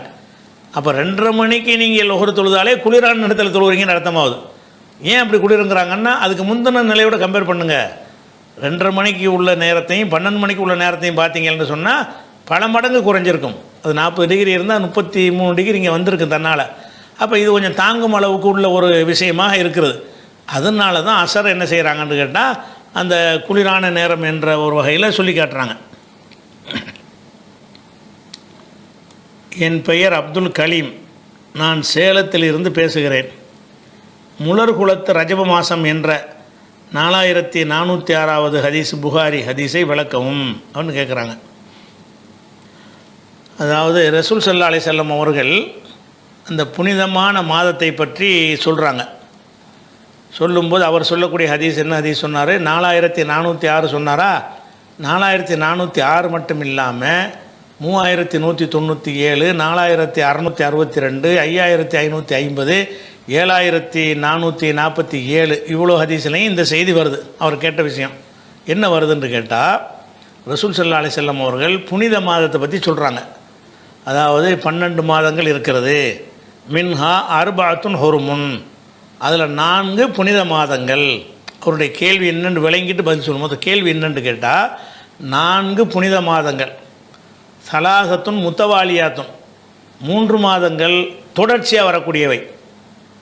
அதாவது அது என்ன தொடர்ச்சியாக வரக்கூடியவன்னா, துல்காதா, துல்ஹஜ்ஜு, முஹர்ரம். இந்த புனித மாதம்னா போர் செய்கிறது தடுக்கப்பட்ட மாதம். துல்காதா ஹஜ்ஜிக்கு மாதத்துலையும் ஹஜ்ஜிக்கு அடுத்த மாதத்துலையும் ஹஜ்ஜி மாதத்துலையும் போர் செய்யக்கூடாது. துல்காதா மாதத்துலையும் யுத்தம் செய்யக்கூடாது, துல்ஹஜ்ஜி மாதத்துலையும் யுத்தம் செய்யக்கூடாது, முஹர்ரம் மாதத்துலையும் யுத்தம் செய்யக்கூடாது. இது வரிசையாக வரக்கூடியது. துல்காதா, அடுத்து துல்ஹஜ்ஜி, அடுத்து முஹர்ரம். இந்த 3 மாதங்களும் தொடர்ந்து வரக்கூடிய மாதங்களாகும். அடுத்து 4வது மாதம் ஒன்று இருக்குல்ல புனித மாதம், அது என்ன, ரஜப். இந்த ரஜப்புன்னு சொல்லும்போது ரசூலுல்லாஹ் என்ன செய்கிறாங்கன்னு கேட்டால், ரஜபு முலர் கோத்திரத்தாரின் ரஜபுங்கிறாங்க. அதெல்லாம் அவர் கேள்வி கேட்குறாரு. ரஜப்புன்னு சொல்லிட்டு போயிட வேண்டியதானே, முலர் கோத்திரத்தாரின் ரஜபுன்னு ஏன் சொன்னாங்க? அல்லது பைன ஜுமாதா ஓ ஷாபான். அப்போ ஜமாதுலாக இருக்கும் ஷாபானுக்கு நடுவில், ஜமாதுல் அவ்வளுக்கும் ஷாபானுக்கு நடுவில் இருக்குமே அந்த ரஜபு அப்படின்னு வேற சொல்கிறாங்க. அப்போ நான் 4 மாதம் புனிதம்னு சொல்லும் பொழுது மற்ற புனிதங்களுக்கு சும்மா சொல்லிடுறாங்க துல்காதா, துல்ஹஜ்ஜி, முஹர்ரம்னு சொல்கிறாங்களே தவிர எந்த ஒரு கோத்திரத்து பேரையும் அதில் ஜாயிண்ட் பண்ணலை. ரஜபு சொல்லும்போது ரஜபு முலருங்கிறாங்க, முலர் கோத்திரத்தாருடைய ரஜபு அப்படின்னு சொல்கிறாங்க. அது ஏன் முலர் கோத்திரத்து ரஜபு? நான் சொன்ன இந்த எல்லா ஹதீஸ்லையும் எந்த வாசகம் தான் வருது, முலர் கோத்திரத்தார் ரஜபுன்றது தான் வருகிறது. இந்த முலர் கோத்திரத்து ரஜபுன்னு எதுக்கு சொல்கிறாங்கன்னு கேட்டால், அந்த அரபு முலர் கோத்திரம்னா எதுன்னு கேட்டால் ரசூலுல்லாஹ்வுடைய கோத்திரம் தான், குறைஷ் தான். முலருங்கிறவங்க யாருன்னு கேட்டால் குறைஷுடைய அந்த வம்சாவளியில் வரக்கூடிய ஒரு மூத்த ஒரு பாட்டனார் தான் முலர் என்பவர். முலருடைய ரஜபுன்னு சொல்கிறாங்கன்னா, முலர் என்பவர் யாருன்னு கேட்டால், இப்போ ரசூலுல்லாஹ்வுடைய வம்சம் குறைஷ் இருக்குல்ல, பனு ஹாஷிம், பனு முத்தலிபு, இந்த குரூப் எல்லாம் முலர் கோத்திரத்தார்னு சொல்லப்படுவாங்க. அப்போ இந்த முலர் கோத்திரத்தாருடைய ரஜபுன்னு சொல்வதற்கு என்ன காரணம்னு கேட்டால், இந்த ரஜபு விஷயத்தில் அன்றைய ஜாகிலியாக்கள் என்ன செய்வாங்கன்னு கேட்டால், தேவைக்கு தகுந்தவாறு மாற்றிக்கிடுவாங்க. என்ன மாற்றிக்கிடுவாங்க? அதாவது ரஜபு மாதத்துக்குள்ள ஒரு சண்டை செய்ய வேண்டி இருக்குன்னு வைங்க, ரஜபுக்கு பேரை மாற்றி விட்டுட்டு அடுத்த மாதம் ரஜபுன்னு ஆக்கிடுவாங்க. ரஜபுங்கிறது ஒரு மாதத்துக்கு சண்டை போடக்கூடாது, அவ்வளோதானே தவிர அந்த மாதம் ரஜபுன்னு அறியப்பட்டதாக இருக்குன்னு அவசியம் கிடையாது. அப்போ அவங்களே ரஜபுன்னு சொல்லுவாங்க, இன்றைக்கி ரஜபு வந்துருச்சு, சண்டைக்கு போகணும், அதனால் என்ன செய்வோம், ரஜபை ஜமாத்துல் அவ்வல்னு மாற்றிக்கிடுவோம் பேரை, அடுத்த மாதத்தை ரஜப் ஆக்கிடுவோன்றாங்க. அப்போ ரஜபுங்கிறது இவனா ஒரு மாதத்தை போர் செய்யாமல் இருந்து கொண்டு அதை ரஜபுன்னு மாற்றிக்கிடுவான். ஒருக்கா முந்தினதை பிடிச்ச ரஜபமா, ஒருக்கா பிந்தினதை பிடிச்ச ரஜபமா, ஒருக்கா ரஜபையே ரஜபுன்னு சொல்லுவான். அப்போ ரஜபு என்பது வேறு சமுதாயங்கள்லாம் சுழற்சி முறையில் வச்சுருந்தாங்க. குறிப்பிட்ட இதுதான் ரஜபுன்னு சொல்லி அதில் ஒரு பிடிவாதமாக மாற்றம் செய்யாமல் யாருமே இருக்கலை, இந்த முலர் கோத்திரத்தை தவிர. முலர் கோத்திரம் மட்டும் என்ன செய்வாங்கன்னா, ரஜபுன்னா ரஜபு தான், அதனுடைய புனிதத்தை முன்னாடியும் கொண்டு வர மாட்டாங்க, பின்னாடியும் தள்ளி போட மாட்டாங்க.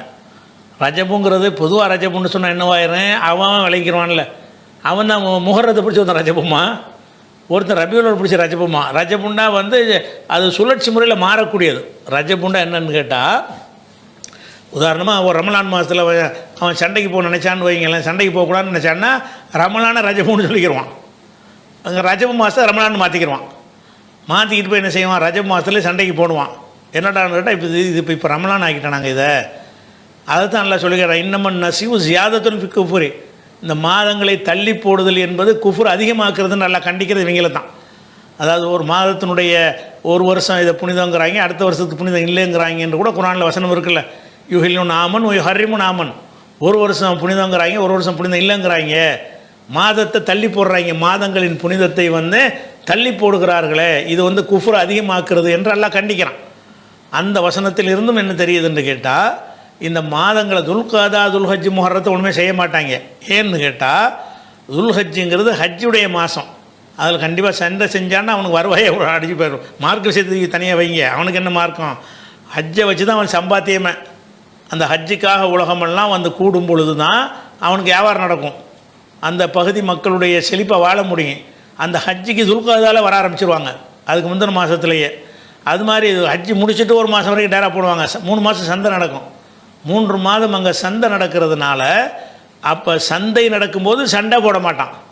ஏன்னா சந்தையில் வியாபாரம் பண்ணும்ல, அதுக்காக வேண்டி அந்த 3 வந்து மாற்ற மாட்டான். துல்கதா துல்ஹஜ் முஹர்ரத்தில் சண்டைக்கு போனான்னு வைங்க, எவனும் மக்காவுக்கு வரமாட்டான். அவனுக்கு சுற்றுலா பயணிகள் வரலைன்னா வியாபாரம் இருக்காது. அதனால் அந்த 3 மாதத்தில் வந்து எல்லோரும் ஒரே மாதிரி கடைப்பிடிப்பாங்க. துல்கதா இருந்தால் துல்கதா தான், போர் செய்யக்கூடாது. துல்ஹஜ்னா போர் செய்யக்கூடாது. முஹர்ரம்னா போர் செய்யக்கூடாது. ரஜபு போர் செய்யக்கூடாது. ரஜபு எதுக்குற நாங்கள் முடிவு பண்ணிக்கிறோங்கிறாங்க. ரஜபில் போர் செய்யக்கூடாது தான். ஒருக்கா இதை ரஜபமோ ஒருக்கா அதை ரஜபமோ, அதுக்கடுத்து அதை ரஜபமோ, ரஜபு இல்லைமோ, அப்படி தான் நாங்கள் செய்வோம்னு சொல்லி என்ன செய்கிறாங்கன்னா இந்த ரஜபு விஷயத்தில் கோளாறு பண்ணிகிட்டு இருந்தாங்க. மற்ற 3லையும் கோளாறு பண்ணால் அவனுக்கு பெரிய அந்த பாதிப்பு அவனே உணர்வான். யாருமே மக்காவுக்கு வரமாட்டாங்க. ஹஜ்ஜிக்கு வரலன்னா வியாபாரம் இல்லை, அவனுக்கு வாழ்வாதாரம் இல்லை. ஒரு வருஷத்துக்கு உள்ள வருமானம் இந்த 3 மாதத்தில் கிடச்சிடும் அவனுக்கு. அந்த மாதிரி உள்ள விஷயமாக இருக்கிற காரணத்தினால ரசூலுல்லாஹ் என்ன செய்கிறாங்கன்னா, ரஜபுனா டே உன் ரஜபு கிடையாதுடா, இன்றைக்கி ரஜபு நாளைக்கு ரமலான் நீ மாற்றுவிய, அந்த ரஜபை நான் சொல்லவில்லை. ஒரு ரஜபு முலர் கோத்திரத்தாரின் ரஜபு, அவங்க இது மாறாது. இந்த குறைஷி கூட்டம் மட்டும் என்ன செய்வாங்கன்னா ரஜபுன்னா ரஜபு தான், வேறு மாதத்துக்கு கூட ரஜபுல சண்டைக்கு போகவே மாட்டாங்க. ரஜபுடைய புனிதத்தை வேறொரு மாதத்துக்கு கொடுக்க மாட்டார்கள். அப்படிங்கிற அடிப்படையில் அவங்க மாத்திரம் இருந்தாங்க. யார்? அந்த குறைஷியில் உள்ள அந்த முலர் கோத்திரத்தார் மாத்திரம்தான் இந்த ரஜபுன்னே கடைப்பிடித்தார்கள். வேறு எத்தனையோ கோத்திரத்தார் இருந்தாங்க. அவங்களாம் என்ன செய்வாங்கன்னா ரஜபை வந்து ஒரு கேலி கூத்தாக்கி வச்சுருந்தாங்க. உன்னுடைய கேலி கூத்தான ரஜபுக்கு நான் சொல்லவில்லை, நான் முலருடைய ரஜபை சொல்கிறேன். அதான் உங்களுக்கு சந்தேகம் தானே, முலருடைய ரஜபுன்னு ஏன் சொன்னாங்கன்னு கேட்டால், முலர் மட்டும்தான் ரஜபை மாற்றாமல் இருந்தான். பாக்கி உள்ள கோத்திரத்தாரெலாம் ரமலானை பிடிச்ச ரஜபம்மா, ஷவ்வாலை பிடிச்ச ரஜபம்மா, ஷாபானை பிடிச்ச ரஜபம்மா, வசதி போல். அப்போ அந்த பேரை வந்து எதுக்கு வேணாலும் கொடுத்துக்குருவாங்கிற மாதிரி ஸ்டாண்டர்ட் இல்லாமல் இருந்துச்சு. குறைஷி கோத்திரத்தார் மட்டும் ஸ்டாண்டர்டாக ரஜபுன்னா அது அந்த மாதம்தான் ரஜபுன்னு வச்சுருந்தாங்க. அப்போ ரசூலுல்லாஹ் என்ன செய்கிறாங்கன்னு கேட்டால், இதுதான் ரஜபுங்கிறது முலர் கோத்திரத்தார் எதை ரஜபுன்னு மாற்றாமல் வச்சுருக்கிறாங்களோ அந்த மாதம் புனித மாதம் அப்படின்னு அதுக்கு தான் சொன்னாங்க. நாகப்பட்டினத்திலேருந்து ஷக்கீலாங்கிறவங்க கேட்குறாங்க. என்ன கேட்குறாங்கன்னா, இந்த மேக் ஓவர் ஆர்டிஸ்ட் அப்படின்னு சொல்லிவிட்டு இன்ஸ்டாகிராமில் கல்யாண பெண்ணுக்கு மேக்கப் பண்ணி எல்லாம் செஞ்சு அதை அப்படியே வீடியோவை எடுத்து சும்மா சில டைமில் மூஞ்சி மட்டும் மறைச்சிட்டு முதுகு கூந்தல் உடம்பில் உள்ள எல்லா பாகங்களும் புடவை உடுத்தினது அப்படியே காட்டி எல்லாம் செய்கிறார்களே, நிக்காக டைம் போட்டு விட்டு செய்கிறாங்களே, இது இஸ்லாத்துக்கு மாற்றமாச்சே. இந்த மாதிரி செய்கிறதுனால இவங்களுக்கும் கல்யாண பெண்ணுக்கும் பாவம் செய்கிறோம், அவங்க வீட்டில் உள்ள பெற்றோருக்கும் பாவம் தானே, இதை பற்றி நீங்கள் வந்து விளக்கம் தரும்னு சொல்கிறாங்க. என்ன செய்கிறாங்கன்னா, இந்த கல்யாண நேரத்தில் வந்து ஒரு பெண்ணை அலங்கரிக்கிறாங்கல்ல, கல்யாணத்துக்குன்னா பெண்ணை என்ன செய்வாங்க, கொஞ்சம் அலங்காரம் பண்ணுவாங்க. அலங்காரம் பண்ணதை என்ன செய்கிறாங்கன்னா, பேணுதலாக இருக்க அலங்காரம் பண்ணுவதை முகத்தை மட்டும் மறைச்சிக்கிட்டு எல்லாத்தையும் இப்படி வீடியோவில் எடுக்கிறது. கூந்தல் அலங்காரம், ட்ரெஸ்ஸு, போக்குவரத்து, எல்லாத்தையும் அந்த அலங்காரத்தை பூராத்தையுமே வீடியோ எடுத்து அதில் பரப்பி விட்றாங்க, போடுறாங்க. அது வந்து இப்படி தான் மேக்கப் பண்ணணும்னு காட்டுறாங்க. இது குடும்பங்கிறாங்க. அலங்காரத்தை வெளிப்படுத்துறதுக்கு பெரிய தடையே இருக்குது மார்க்கத்தில் வந்து. அதாவது 31 வசனம், 24வது சூறாவில் 31 வசனத்தில் கட்டளை என்னன்னு கேட்டால், ஒலா யுபுதீன ஜீனத்தை ஹுன்ன, அவங்களுடைய அலங்காரங்களை வெளிப்படுத்தக்கூடாது. இது அலங்காரம் தானே, கூந்தலுக்கு செய்கிற அலங்காரம், மருதாணி அலங்காரம், நீங்கள் வகை வகையாக என்னென்னலாம் வைக்கிறீங்களே, தலையில் வைக்கக்கூடியது, இதுன்னு எல்லாமே அலங்காரம் தானே. அந்த அலங்காரங்களை வெளிப்படுத்துகிறதா இருந்தால் கணவன், தகப்பன், அது மாதிரி மாமனார், பிள்ளைங்க, கணவனுடைய பிள்ளைங்க, சகோதரனுடைய பிள்ளைகள் அல்லது சகோதரிகளின் பிள்ளைகள், அது மாதிரி அவங்கள சேர்ந்த பெண்கள், இவங்க மத்தியில் தவிர வேறு இடங்களில் அலங்காரத்தை வெளிப்படுத்தாதீங்கன்னு எல்லாம் தெளிவாக 24:31 கட்டளை எடுக்கிறான்.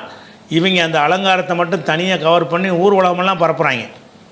இது வந்து அலங்காரத்தை வெளிப்படுத்துகிறது தான் வரும். அதனால் இந்த செயல் செய்யலாமான்னு செய்யக்கூடாதுன்னு அவங்களுக்கு தெரியுது. இதை கொஞ்சம் விலைக்கு சொல்லுங்கிறாங்க. இந்த முசீபத்து இந்த இன்ஸ்டாகிராமு ஃபேஸ்புக்கெலாம் வந்த பிறகு இந்த முசீபத்து ஜாஸ்தியாக தான் போச்சு. எதுக்கு எடுத்தால் அவன் பலவிதமான அந்த அலங்காரத்தை வச்சுக்கிட்டே கற்பனை பண்ணிக்கிட்டு இருப்பான். அதுக்கெலாம் இடம் கொடுக்குறதுங்கிறது, அலங்காரத்தை வெளிப்படுத்தக்கூடாதுங்கிறது தெளிவான தடை இருக்கும்போது அதை வந்து ஒரு பெண்ணை கொண்டு நிப்பாட்டி அலங்காரத்தை வெளிப்படுத்தினா என்ன, அல்லது அவளோட வீடியோவில் எடுத்து வெளிப்படுத்தினா என்ன, எல்லாம் அலங்காரம் தானே. அதனால் அந்த மாதிரி செய்தாங்கன்னா அது தப்பு, அது மார்க்கத்தில் கூடாது. பாஷா அரும்பாக்கம், சென்னை. பள்ளிவாசல்களில் பெறப்படும் சந்தாக்களை ஃபோன்பே மூலமாக செலுத்தினாலும் கமிஷன் எடுக்க நிர்வாகத்தினர் கமிஷன் எடுக்கிறார்கள், இது சரியான செயலான்னு கேட்குறாங்க. அதாவது பொதுவாக வந்து இந்த கமிஷன் எடுக்கிற விஷயமாக சரியான ஒரு புரிதல் இருக்கணும் நமக்கு. இப்போ ஜக்காத்து விஷயம் இருக்குன்னு வைங்களேன். ஜக்காத்தை வந்து தன்னால் கொண்டாந்து மக்கள் தந்தாங்கன்னா அது ஒரு வகை, ஆனால் பெரும்பாலும் தரமாட்டாங்க. அப்போ நம்ம யாராவது அனுப்பி விட்டு நாங்கள் என்னென்ன பணிகள்லாம் செய்கிறோம் அப்படின்னு விலைக்கு சொல்லி தான் அந்த என்ன செய்ய வேண்டியிருக்கு, ஜக்காத்தை வசூல் பண்ண வேண்டி இருக்கிறது. அவங்களா கொண்டாந்து தரக்கூடியதும் இருக்குது. இப்போ வந்து நான் ஒரு ஆளை பிரதிநிதி அனுப்புகிறேன், நீங்கள் போய் ஜக்காத்தை வசூல் பண்ணிட்டு வாங்கன்னு. அவர் நம்ம என்னென்ன பணி செய்கிறோங்கிறதெல்லாம் சொல்லி காட்டி ஒரு ஆள்கிட்ட வசூல் பண்ணுறான்னு வைங்க.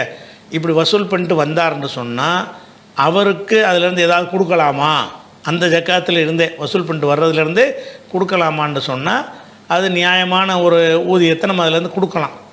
ஏன்னு கேட்டால் ஜக்காத்தை செலவிடுற 8 வகையை எல்லாம் என்ன செய்கிறான், 9:60 வசனத்தில் சொல்லுகிறான். அந்த 8 வகையில் ஒரு வகை என்னன்னு கேட்டால் ஒரு ஆமிலின் அலைஹா, அதுக்காக உழைப்பவர்களுக்கு கொடுக்கலாம்ங்கிறான். ஜக்காத்தை ஏழைக்கு கொடுங்க, மிஸ்கின்னு கொடுங்கன்னு சொல்லிவிட்டு அதில் ஒரு வகையாக எல்லாம் என்ன செய்கிறான்னா ஒரு ஆமிலின் அலைஹா, அதுக்காக உழைக்கிறவங்களுக்கும் கொடுங்கங்கிறான். அப்போ ஜக்காத்துக்காக உழைக்கிறேன்னா என்ன அர்த்தம், வசூல் பண்ணுறது தானே. ஜக்காத்துக்கு உழைத்தல்ங்கிற என்ன அர்த்தம், போய் பிரயாணம் பண்ணி போகிறது, வசூல் பண்ணிட்டு வர்றான்.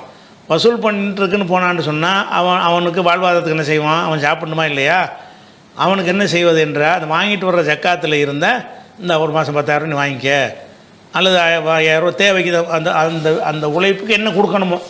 ஊர் உலகத்தில் உள்ள நியாயப்படி தானே எதுவுமே செய்யணும். ஊர் உலகத்தில் ஒரு சம்பளம் இருக்குது. ஒரு மாதம் அலைஞ்சால் என்ன சம்பளம், ஒரு மாதம் சீட்டில் உட்காந்துக்கிட்டு வேலை செஞ்சால் என்ன சம்பளம் அப்படின்னு ஒவ்வொரு காரியத்துக்கும் ஒரு ஒரு ரீசனபிளான ஊதியம் ஒன்று இருக்கும். அதை விசாரித்த அடிப்படையில் ஜக்காத்து வசூல் பண்ண போகிறாங்கல்ல, வசூல் பண்ண வந்தவொன்னே இந்தாங்க அவ்வளோ வசூல் பண்ணியிருக்கிறீங்க, இந்தாங்க உங்களுக்கு ஊதியம். அது வந்து ரொம்ப சில 20% 30%லாம் கொடுக்குறாங்க. 1 லட்ச ரூபா வசூல் பண்ணால் ஒரு வார்த்தை தான் பேசுவார், 1 லட்சம் கிடைச்சினா 30,000 எடுத்துக்கிடுவார். இப்படியெல்லாம் ரொம்ப கூட குறைய கொடுக்குறாங்க. அந்த மாதிரி இல்லாமல் அவங்களுக்கு ஒரு ஊதியம் ஜக்காத்து பணம், இது ஜக்காத்து பணங்கிற ஒரு பொறுப்பு உணர்வோட நியாயமான முறையில் அவங்களுக்கு ஊதியம் கொடுத்தல் என்பது மார்க்கத்தில் உள்ளது. அது மாதிரி ஜக்காத்து வசூலிக்க போகிறவங்க ஃப்ரீயாக சேவையாக செய்யணும்லாம் சொல்ல முடியாது. அப்படி இருக்குமே ரசூலுல்லாஹ் அது ஒரு செக்ஷனை சொல்ல மாட்டான்ல, அதில் பாடுபடுறவங்களுக்கு கொடுங்கன்னு ஏன் சொல்கிறான். உழைப்பவர்களுக்கு சும்மா உழைக்க மாட்டான், அவனும் மனுஷன் தானே, அவனுக்கும் தேவை இருக்குமா இல்லையா. அப்போ அதை போய் வசூல் பண்ணுறவனும் அதுக்காக பாடுபடுறான், உழைக்கிறான் என்று சொன்னால் உழைக்கிறவனுக்கு கொடுக்கலாம். ரசூலுல்லாஹ் காலத்தில் ஜக்காத் வசூலிக்க போகிறவங்களுக்கு அதுக்குரியதை ரசூலுல்லாஹ் கொடுப்பாங்க, கொடுத்துருக்குறாங்க. அதனால் நிறைய பேர் வந்து ரசூலுல்லாஹ்ட்ட என்ன செய்வாங்க, எங்களுக்கு அந்த வேலையை கொடுங்க, நாங்களும் எங்களுக்கு எதாவது கிடைக்கும்ல அப்படின்னு ரசூலுல்லாஹ்வுடைய குடும்பத்தாரே கேட்பாங்க. அதெல்லாம் தர முடியாது, இது மக்களுடைய அழுக்கு, என் குடும்பத்தாருக்கு நான் தரமாட்டேன்னு ரசூலுல்லாஹ் சொல்லுவாங்க. அப்படின்னா அவங்களுக்கு கொடுத்துருக்காங்கன்னு அர்த்தமாகுது. ஜக்காத் வசூல் பண்ணிட்டு சேவையாகவும் யாரும் செய்யலை. ஜக்காத் வசூல் பண்ணுற சஹாபாக்களை வசூலிக்க போனாலும் சரி, சேவையை செய்யலை, ரீசனபுளாக வாங்கி, அது ரீசனபுளாக இருக்கணுமா இல்லையா, ரீசனபுளாக இருக்கணும். 10 லட்ச ரூபா வசூல் பண்ணிட்டு 3 லட்ச ரூபா எனக்குண்டான்னா இது வந்து அயோக்கியத்தனம் தானே. இப்படி கொள்ளையடிக்கக்கூடிய வகையிலையும் பல நிறுவனங்களில் நடந்து கொண்டு தான் இருக்குது. அப்படி இல்லாத வகையில் இந்த உழைப்புக்கு இதுதான் நியாயமான சம்பளம், இப்படி தான் உலகத்தில் இருக்குது அப்படிங்கிற அடிப்படையில் கொடுத்தால் அது மார்க்கிறது தப்பு இல்லை. அதே நேரத்தில் என்ன செய்கிறாங்கன்னு கேட்டால், இப்போ ஜக்காத்துக்கு வசூலிக்க என்னை நியமிச்சிட்டாங்கன்னு வைங்க, என்னையை நியமிச்சிட்டாங்க, நான் வீட்டில் உட்காந்துக்கிட்டு இருக்கிறேன். ஒரு ஆள் என்னையை தேடி வந்து என்ன செய்கிறாருன்னா, அந்தாங்க ஜக்காத்து பணம் ஒரு 5 லட்ச ரூபா இருக்குது, இதை ஜமாத்தில் சேர்த்துருங்கன்னு என்கிட்ட தர்றாரு. நான் வந்து 5 லட்ச ரூபாய்க்கு ரசீதை போட்டுவிட்டு அதில் நான் கமிஷன் எடுத்துக்கிறது. அப்படியே நான் உழைக்கவே இல்லை, அவனாக கொண்டாந்து நான் அந்த ஆஃபீஸில் இருக்கேன்னு என்கிட்ட தர்றான். நம்ம பாடுபடவுனா இல்லை, நம்ம உழைக்கவுனா இல்லை, தேடி வந்து தருவதில் வந்து இவருக்கு எதாவது உழைப்பு இருக்குதா, எந்த உழைப்பும் இல்லை. நம்ம தேடி சென்று பேசி புரிய வச்சு கஷ்டப்பட்டு அலைஞ்சு வாங்கிட்டு வந்தோம்னா நம்முடைய உழைப்பு இருக்கிறது. உழைப்புங்கிற வகையில் அதிலேருந்து ஊதியம் எடுத்துக்கொள்வதற்கு மார்க் அனுமதிக்கும். உழைப்பே இல்லாமல் நம்மளை தேடி வந்து தரக்கூடிய விஷயத்தில் அப்படியே முழுசாக தானே அந்த நிறுவனத்தில் ஒப்படைக்கணும், அதில் எடுக்கிறாங்க. அதுதான் அவர் கேட்குறாரு. என்ன செய்கிறாருன்னு கேட்டால், ஒரு வந்து என்ன செய்கிறாருன்னா, ஜிபேயில் அந்த சந்தாக்களை ஜிபேயில் ஒருத்தர் அனுப்பி விட்றாரு. ஜிபேயில் அனுப்புறதுங்கிறது உதாரணமாக நாங்கள் ஒரு நம்பர் கொடுத்துருக்கோம்ல, ரொம்ப கஷ்டமாக இருக்குது நிர்வாகம் பண்ணுறதுக்கு, ஒரு மாதம் 100 ரூபா அனுப்பி உதவுங்கள் அப்படின்னு நம்ம ஒரு அறிவிப்பு மாதம் போடுவோம். சில சகோதரர் அனுப்புகிறாங்க. இந்த 100 ரூபா வந்து என்ன செய்கிறாங்கன்னா அவங்களா தான் அனுப்புகிறாங்க, நம்ம போய் தேடிலாம் வாங்குறது கிடையாது. அவங்களா அனுப்பின ரூபாயில் வந்துக்கிட்டு அது தலைவராகவோ செயலாளராகவோ பொருளாளராகவோ ஒரு கணக்கராகவோ இருக்கக்கூடிய ஒரு ஆள், இந்த மாதம் இந்த ஜிபேயில் வந்த தொகை 1 லட்ச ரூபா, அதிலேருந்து நான் ஒரு 25,000 ரூபா எடுத்துக்கிறேன்டா, நியாயமாகுமா, நீ எதுக்கு எடுக்கிற, அதுவாவில் வருது, அதை நீ போய் உழைக்கலை, நீ போய் பாடுபடலை, நீ எந்த உழைப்பும் செய்யலைங்கும்போது அந்த பணத்தை அதுவாக அவங்க அனுப்பி விட்றாங்கன்னு சொன்னால் அதில் எப்படி கமிஷன் எடுக்கிறது? எடுக்கக்கூடாது. எடுக்கிறாங்கங்கிறார். அதாவது சந்தாக்களை ஜிபே ஃபோன்பே மூலமாக செலுத்தினாலும் கமிஷன் எடுக்கிறார்கள். நிர்வாகத்தில் எடுத்துறாங்களாம். ஒரு பள்ளிவாசல் நிர்வாகின்னு ஒருத்தர் இருப்பார்ல, பள்ளிவாசலுக்கு முத்தவள்ளி ஒரு நிர்வாகின்னு இருப்பார். பள்ளிவாசலுக்கு சந்தா அனுப்புவாங்கள்ல, இவர் என்ன செய்கிறது? இந்த மாதம் சந்தா 1 லட்ச ரூபா வந்திருக்குது, என்னுடைய கமிஷன் 30, இவருக்கு எது கமிஷனு? இவர் நிம்பாடு இருக்கிற அதுவாக வருது. நீ இல்லாட்டும் யார் இருந்தாலும் வருமே, அதுக்கு கமிஷனே எடுக்கிறதுக்கு எந்த ஒரு ரீசனுமே இல்லையே, உழைப்பு இல்லையே. உழைப்பே இல்லாத நேரத்தில் எடுக்கிறாங்க. கூடுமானா கூடாது தான், ஆனால் செய்கிறாங்க. இந்த பொருளாதாரத்தை வசூல் பண்ணுற இடத்துல வந்து நிறைய முறைகேடுகள் பண்ணுறாங்க. எல்லை மீறி கமிஷன் எடுக்கிறாங்க. அதாவது ஏண்டா இவங்களுக்கு கொடுக்கணும்னு நினைக்கிற அளவுக்கு சில பேர் ஜக்காத்தில் வாங்கி 5 லட்சம் 10 லட்சம் எல்லாம் வருஷத்துக்கு என்ன செய்வாங்க, ரமலான் மாதத்தில் அடிச்சிருவாங்க அவங்களுக்கு கிடைக்கிற பங்குன்னு சொல்லி. ஏன்னா 30%, 40% அவங்க சும்மா போய் ஒருக்கா பேசி என்ன செய்வாங்க, வாங்கிட்டு வருவாங்க. அதுக்கு உள்ள தொகை அவ்வளோ. இப்படிலாம் நடக்குது. இதெல்லாம் வந்து கொஞ்சம் இரையச்சமற்ற ஒரு செயல். அந்த பணம் வந்து பல பர்பஸுக்கு உள்ள ஒரு விஷயம். நம்ம அதில் ஒரு வகையை உழைக்கிறது. உழைப்புக்குன்னு எப்போ வருதோ அதுக்கு உள்ள நிர்ணயத்தை தான் நம்ம கொடுக்கணும்.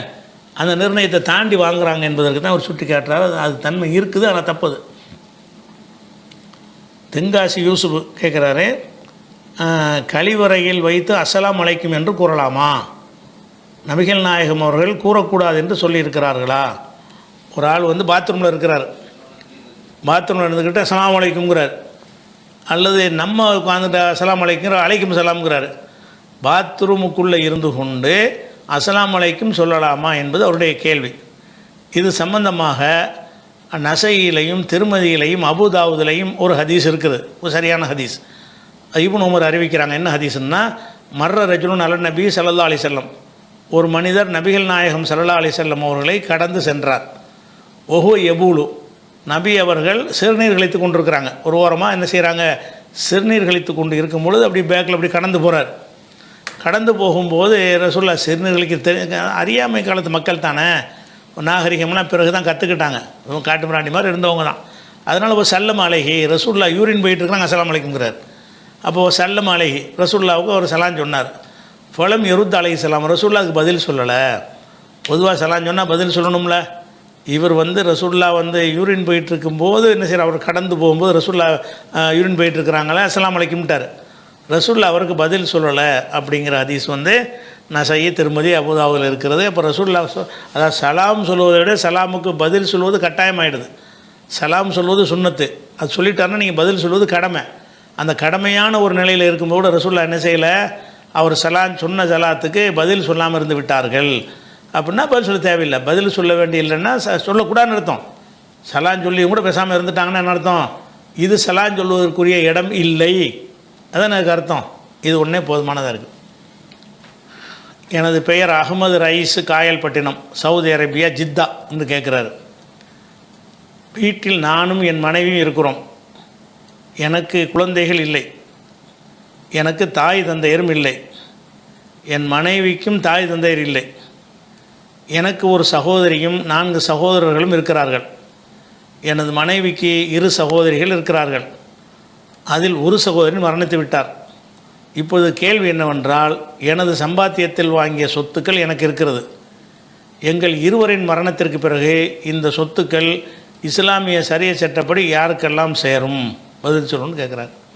அதாவது இவங்களுக்கு இவருக்கும் பிள்ளைக்குட்டி இல்லை, அவங்களுக்கும் பிள்ளைக்குட்டி இல்லை, இவங்களுக்கும் தாய் தந்தை இல்லை, அவங்களுக்கும் தாய் தந்தை இல்லை.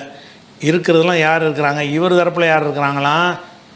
அதாவது எனக்கு ஒரு சகோதரி, 4 சகோதரர்கள். இந்த ஆண் கேள்வி கேட்குறாருல, அந்த ஆண், அவருக்கு வந்து ஒரு சகோதரி இருக்கிறாங்க, 4 சகோதரர்கள் இருக்கிறாங்க.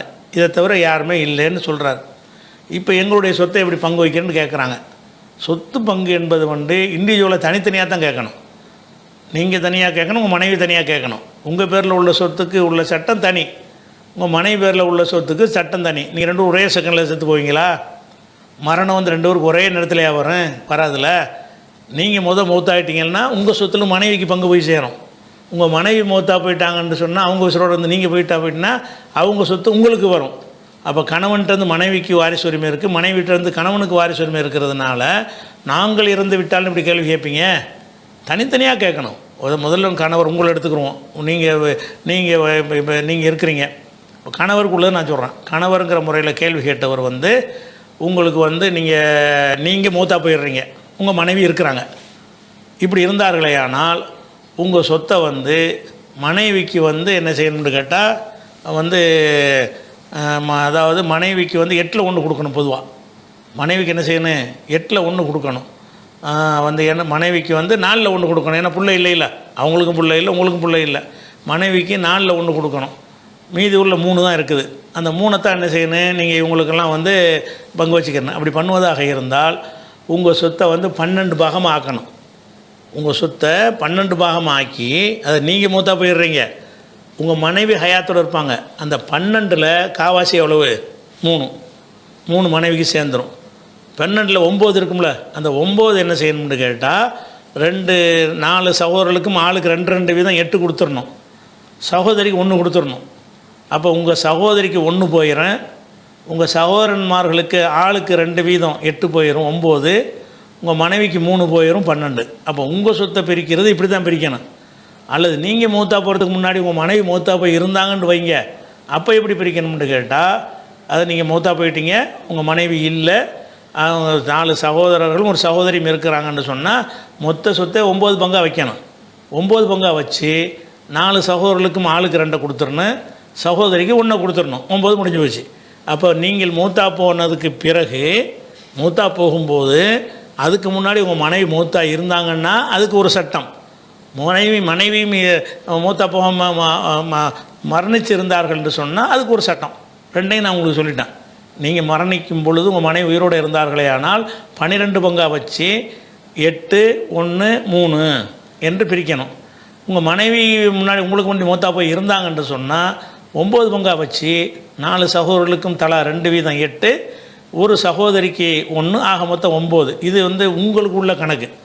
உங்கள் பேரெலாம் சொத்து இருந்து அப்படி உங்கள் மனைவி இறந்துட்டாங்கன்னா மனைவிக்கு என்ன செய்யணும்னு அது தனியாக பார்க்கணும்ல. அப்போ மனைவி இறந்துட்டாங்கன்னு சொன்னால் அப்போ நீங்கள் உசுரோடு இருக்கிறீங்கன்னு வச்சுக்கிறோம். உங்கள் மனைவி இறந்துட்டாங்க, நீங்கள் உசுரோடு இருக்கிறீங்க. உங்கள் மனைவியின் பேரில் என்ன சொத்து இருக்குது அந்த சொத்துக்கு தான். உங்கள் மனைவியின் பேரில் என்ன சொத்து இருக்கோ அந்த சொத்தில் வந்து பாதி கணவனுக்கு வந்துடும். மனைவிக்கு உள்ள சொத்தில் பாதி கணவனுக்கு வந்துடும். அது போக ஒரு சகோதரி அவங்களுக்கு இருக்காங்கிறிய, ஒரு சகோதரி மூத்தா போயிட்டாங்கிறிய, ஒரு சகோதரி தான் இருக்கிறாங்க. ஒரு சகோதரி இருந்தாங்கன்னா சகோதரிக்கு பாதி கணவருக்கு பாதின்னு வரும். எப்போ உங்கள் மனைவி வந்து மூத்தா போகும்போது கணவராகிய நீங்கள் உசுரோடு இருந்தால் உங்களுக்கு பாதி, அவருடைய சகோதரிக்கு பாதி என்ற வகையில் கணக்கு முடிஞ்சிடும். அதே நேரத்தில் வந்து உங்கள் மனைவி மூத்தா போகிறதுக்கு முன்னாடி நீங்கள் மூத்தா போயிருந்தீங்க, உங்கள் மனைவி பேரில் ஒரு சொத்து இருக்குது, நீங்கள் முந்தைய மூத்தா போயிட்டீங்க.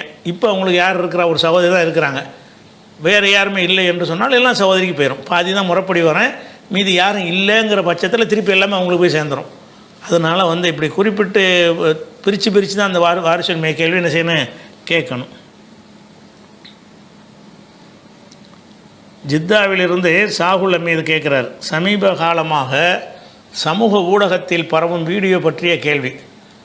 அதாவது மலக்குள் மௌத்து உயிரை கைப்பற்றுவதாக சிசிடிவி கேமராவில் பதிவாகி உள்ள மரணங்களின் தொகுப்பை பரப்புகின்றனர். அதை வைத்து மார்க்க பிரச்சாரம் செய்கின்றனர். அதன் உண்மைத்தன்மை பற்றியும் இஸ்லாமிய பார்வை என்ன என்பதை பற்றியும் விளக்கவும் அப்படின்னு கேட்குறாங்க. அதாவது என்னென்னு கேட்டால், அந்த மரணத்தினுடைய சிந்தனை ஊட்டுவதற்காக வேண்டி சில மரணங்கள், அதிசயமான மரணங்கள்லாம் அந்தந்த சிசிடிவியில் பதிவாகிருக்கும். அதை எடுத்து காட்டி ஒழுங்காக நடந்துக்கிறங்கடா, எப்படி வேணாலும் மரணம் வரலாம் அப்படிங்கிற மாதிரி சில வீடியோக்களாக தொகுத்து என்ன செய்கிறாங்க, பரப்புகிறாங்க. உதாரணமாக ஒரு பெண்ணு நியூஸ் வாசிக்கிட்டே இருப்பாங்க, நேயர்களுக்கு வணக்கம் சொல்கிறவங்களே போய் இறந்துருவாங்க, இப்படி இருப்பாங்க. இது வந்து சிசிடிவி கேமரா எடுத்துருக்குமா, அதை காட்டுறது, பார்த்துருங்களா, செய்தியை கூட வாசிக்க முடிஞ்சா, வணக்கம் சொல்ல முடிஞ்சா, முதல்ல இந்த போயிட்டாங்க அப்படின்ட்டு சொல்லுவது. இப்படி வந்து விசித்திரமான ஒரு வகையான மரணங்கள்லாம் ஏற்படும். டான்ஸ் ஆடி தீர்த்துட்டு ஒருத்தர் டான்ஸ் ஆடிக்கிட்டே இருப்பான், சந்தோஷமாக குஷியில் பயங்கரமாக டான்ஸ் ஆடுவான், 4 ஸ்டெப் எடுத்து வச்சோன்னு விழுந்துடும், அல்ப பாடியாயிருவான். அது அந்த கிளிப்பிங்க எடுத்துக்கிறது.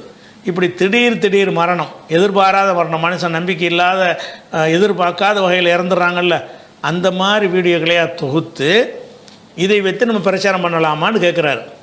அது உண்மையாக இருக்கும் பட்சத்தில் பண்ணலாம்ல. ஒருத்தங்க இறந்துட்டாங்கன்னு சொன்னால் மரணம் எப்படி, அந்த வீடியோவை காட்டாமல் நீங்கள் பிரச்சாரம் பண்ணலாம்ல. வீடியோவை காட்டாமல் நீங்கள் பேசிகிட்டு இருக்கும்போது மரணம் வரலாம், நீங்கள் சாப்பிடும்போது மரணம் வரலாம், நீங்கள் தூங்கும்போது மரணம் வரலாம், சந்தோஷமாக ஒரு கல்யாணம் பண்ணிகிட்டு இருக்கும்போது கையெழுத்து போடும்போது மரணம் வந்து விடலாம். அப்போ எந்த நேரத்துலையும் வரலாம்னு சொல்லலாம்ல? சொல்லலாம்னு சொன்னால் அந்த அதுபடி நடந்த சம்பவத்தையும் எடுத்து சொல்லலாம் தானே. அதில் வீடியோ சிசிடிவி வீடியோக்களில் காட்டுறதெல்லாம் நிஜமாக இருந்தால் செய்யலாம். அப்போ நிஜமாக நடந்த விஷயங்களை வைத்து அது என்னத்தை ஏற்படும்னா, சாதாரணமாக சொல்வதை விட அதில் நீங்கள் போய் ஒன்றும் சொல்லலை, உள்ளது தானே சொல்கிறிய. இப்போ ஒரு ஆள் பேசிக்கிட்டு இருக்கும்போது நியூஸ் வாசிக்கும் போது இறந்துட்டாருங்கிறது பொய்யா நிஜமா? நிஜம். அதை காட்ட பார்க்குறவனுக்கு என்ன தோணும்னு கேட்டால், என்னடா செய்தி வாசிக்க எவ்வளோ மேக்கப் பண்ணி எவ்வளோ டிசைன் வந்து உட்காந்தாரு, இவ்வளோ கேமராலாம் பார்த்துட்ருக்கு, நேயர்களேங்கிறார் ஆள் பட்டுன்னு போயிட்டார அப்படின்னு நினைக்கும்போது என்ன ஆகும்னு கேட்டால், நமக்கு ஒரு அச்சம் அதிகமாக வரும். எந்த நேரத்தில் வேணாலும் மூத்து வரலாம், மரணத்துக்கு பயந்துக்கிறன்னு, நம்ம திமிர் பிடிச்சி அலையக்கூடாது அப்படிங்கிறதுக்கு அது உதவுமாக இருந்தால், நீங்கள் உள்ளதைத்தானே சொல்கிறீங்க. உண்மையை சொல்வதற்கு என்ன இருக்குது? ஆபாசங்க பாசமாக இருந்தால் நீங்கள் சொல்லிடாதீங்க. அப்படி இறந்து போகிற ஒரு ஆள் வந்து நிர்வாண குளத்தில் இறந்துட்டார்னு வைங்க, அதை போய் எடுத்து காட்டக்கூடாது, அது ஆபாசம், அது வேறு விஷயம். அப்படி இல்லாமல் ஒரு சாதாரணமான மரணங்கள் வந்து நிறைய என்ன செய்யும் நடக்கும், அந்த மாதிரி வீடியோக்கள் எடுத்து காட்டலாம். அல்லது சில பேர் வந்து அதிசயமாக சேவாமல் பிழைக்குவாங்க. காரும் மோதி சட்டினி ஆயிரம் இவன் கீழே சிரிச்சுட்டு வச்சுட்டு வருவான் ஒருத்தன், அவனுக்கு ஒன்றுமே ஆகியிருக்காது. இந்த மாதிரி அதிசயம் இது நடந்த நிகழ்வாக இருந்தால் அல்லாஹ் நாடினால் எந்த நேரத்தில் நல்லா உங்களை காப்பாற்றுவான் அப்படின்னு சொல்வதற்கு பயன்படுத்துறது. நடந்த சம்பவங்களை வந்து நீங்கள் ஃபிரௌனை பற்றி சொல்லலாம், அபூஜஹலை பற்றி சொல்லலாம்னா இப்போ நடந்த நிகழ்ச்சின்னு சொல்லிட்டு போங்க. ஃபிரௌனுக்கு நடந்ததெல்லாம் சொல்லி மக்களுக்கு பிரச்சனை பண்ணத்தானே சரி, அது ஒரு சம்பவங்கள் தானே. கடந்த காலத்தில் உள்ள சம்பவங்களை சொன்னால் நிகழ்காலத்தில் உள்ள சம்பவத்தை சொல்லக்கூடாதா? சொல்லணும். அது எந்த வகையில் நீங்கள் தடை செய்வீங்க? அது வீடியோவாக இருக்கிறனால தடைப்பீங்களா? வீடியோவுக்கு என்ன தடை இருக்குது? மார்க்கத்துடைய அம்சத்துக்கு உட்பட்டு இருந்தால் அது தப்பு இல்லை. அதே நேரத்தில் வந்து இப்படி செய்கிறதோடு என்ன செய்கிறாங்கன்னா, சில ஆட்கள் வந்து பொய்யா கிராஃபிக் உண்டாக்குறாங்க. இது நடந்த சம்பவங்கள் அப்படி எடுத்துறது காட்டினாத விஷயம். இவனாவே வகை வகையாக மௌத்தாகிற மாதிரி இப்போ ஏஐயில் என்ன வேணாலும் செய்யலாம்ல. ஏஐயில் வந்து என்ன செய்யலாம், சாப்பிடும்போதே சாவுற மாதிரி ஒரு ஆளை வீடியோ எடுத்து காட்டுனா வீடியோ தயார் பண்ணி தந்துடும். அது நிஜமும் கிடையாது. வேணால் ஒரு ஆள் மாதிரி தோற்றத்தை பண்ணி சாப்பிட்ற மாதிரி ஆக்கி சாப்பிட்ற மாதிரி உங்களுக்கு காட்டுவான். அப்போ ஏஐ மூலமாகவோ அல்லது கிராஃபிக்ஸ் மூலமாகவோ இந்த மாதிரி காட்சிகளை உருவாக்கி செஞ்சீங்கன்னா அது பொய். அது வந்து பொய்யை கொண்டு மார்க்கத்தை பரப்பலாமா? எதுக்கு பொய் சொல்கிறீங்க? உண்மையில் இது உண்மையில் லட்சக்கணக்கான சம்பவம் நடந்துக்கிட்டு இருக்கும்போது எதுக்கு பொய்? எதுக்கு? இல்லாத ஒன்றுக்கு கிரியேட் பண்ணி காட்டுற ஒரு விஷயம் கிடையாது மௌத்துங்கிறது. பல வகையாக நடந்துக்கிட்டு தானே இருக்குது. பல வகையான மூத்துகள் நடந்துக்கிட்டு இருக்கும் பொழுது அதுகளை நீங்கள் எடுத்து சொல்லி இப்படிலாம் மூத்து வரலாம், அப்படியும் வரலாம், இப்படியும் வரலாம், கவனமாக இருந்துக்கிறங்க, எந்த நேரத்துலையும் வரும், ஒழுங்கான மனுஷனாக வாழுங்கன்னு சொல்லுவது வந்து அது தாவாவுக்கு எந்த வகையிலையும் கெட்டதாக வராது. கிராஃபிக்காக செஞ்சீங்கன்னு சொன்னால் அவனுக்கு கிராஃபிக்னு தெரிஞ்சவன உள்ள பயமும் போயிடும். சும்மா செஞ்சுருக்காங்களா, நடக்கவே இல்லையா அப்படின்ட்டுருவான். நடந்ததை சொல்லி செஞ்சீங்கன்னா அவனுக்கு பயத்தை உண்டாக்கும்.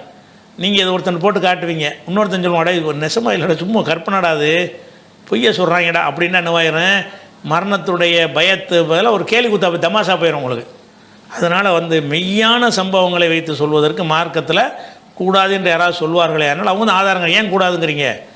கடந்த கால வரலாறை சொல்லலாம்னு இருக்குல்ல, நிகழ்காலம் இதுவும் கடந்த கால வரலாறு சொல்ல போனால் நேற்று நடந்தது கடந்த காலம் தானே. நேற்று ஒருத்தர் செத்து போனால் அதை பற்றி சொல்லக்கூடாதா? 100 வருஷத்துக்கு முந்தைய செத்ததை பற்றி சொல்லலாமா? நேற்று ஒருத்தர் செத்து போனால் அதை பற்றி சொல்லக்கூடாதுன்னா எப்படி? அது எதை வேணாலும் சொல்லலாம். அதில் ஒரு இப்ரத்து ஒரு படிப்பின ஒரு பாடம் இருக்குமே, ஆனால் எதை வேணாலும் சொல்லிக்கிறலாம், அதில் ஒன்றும் தப்பு கிடையாது. ரியாத்திலிருந்து முகமது யூசுப் கேட்குறாரு,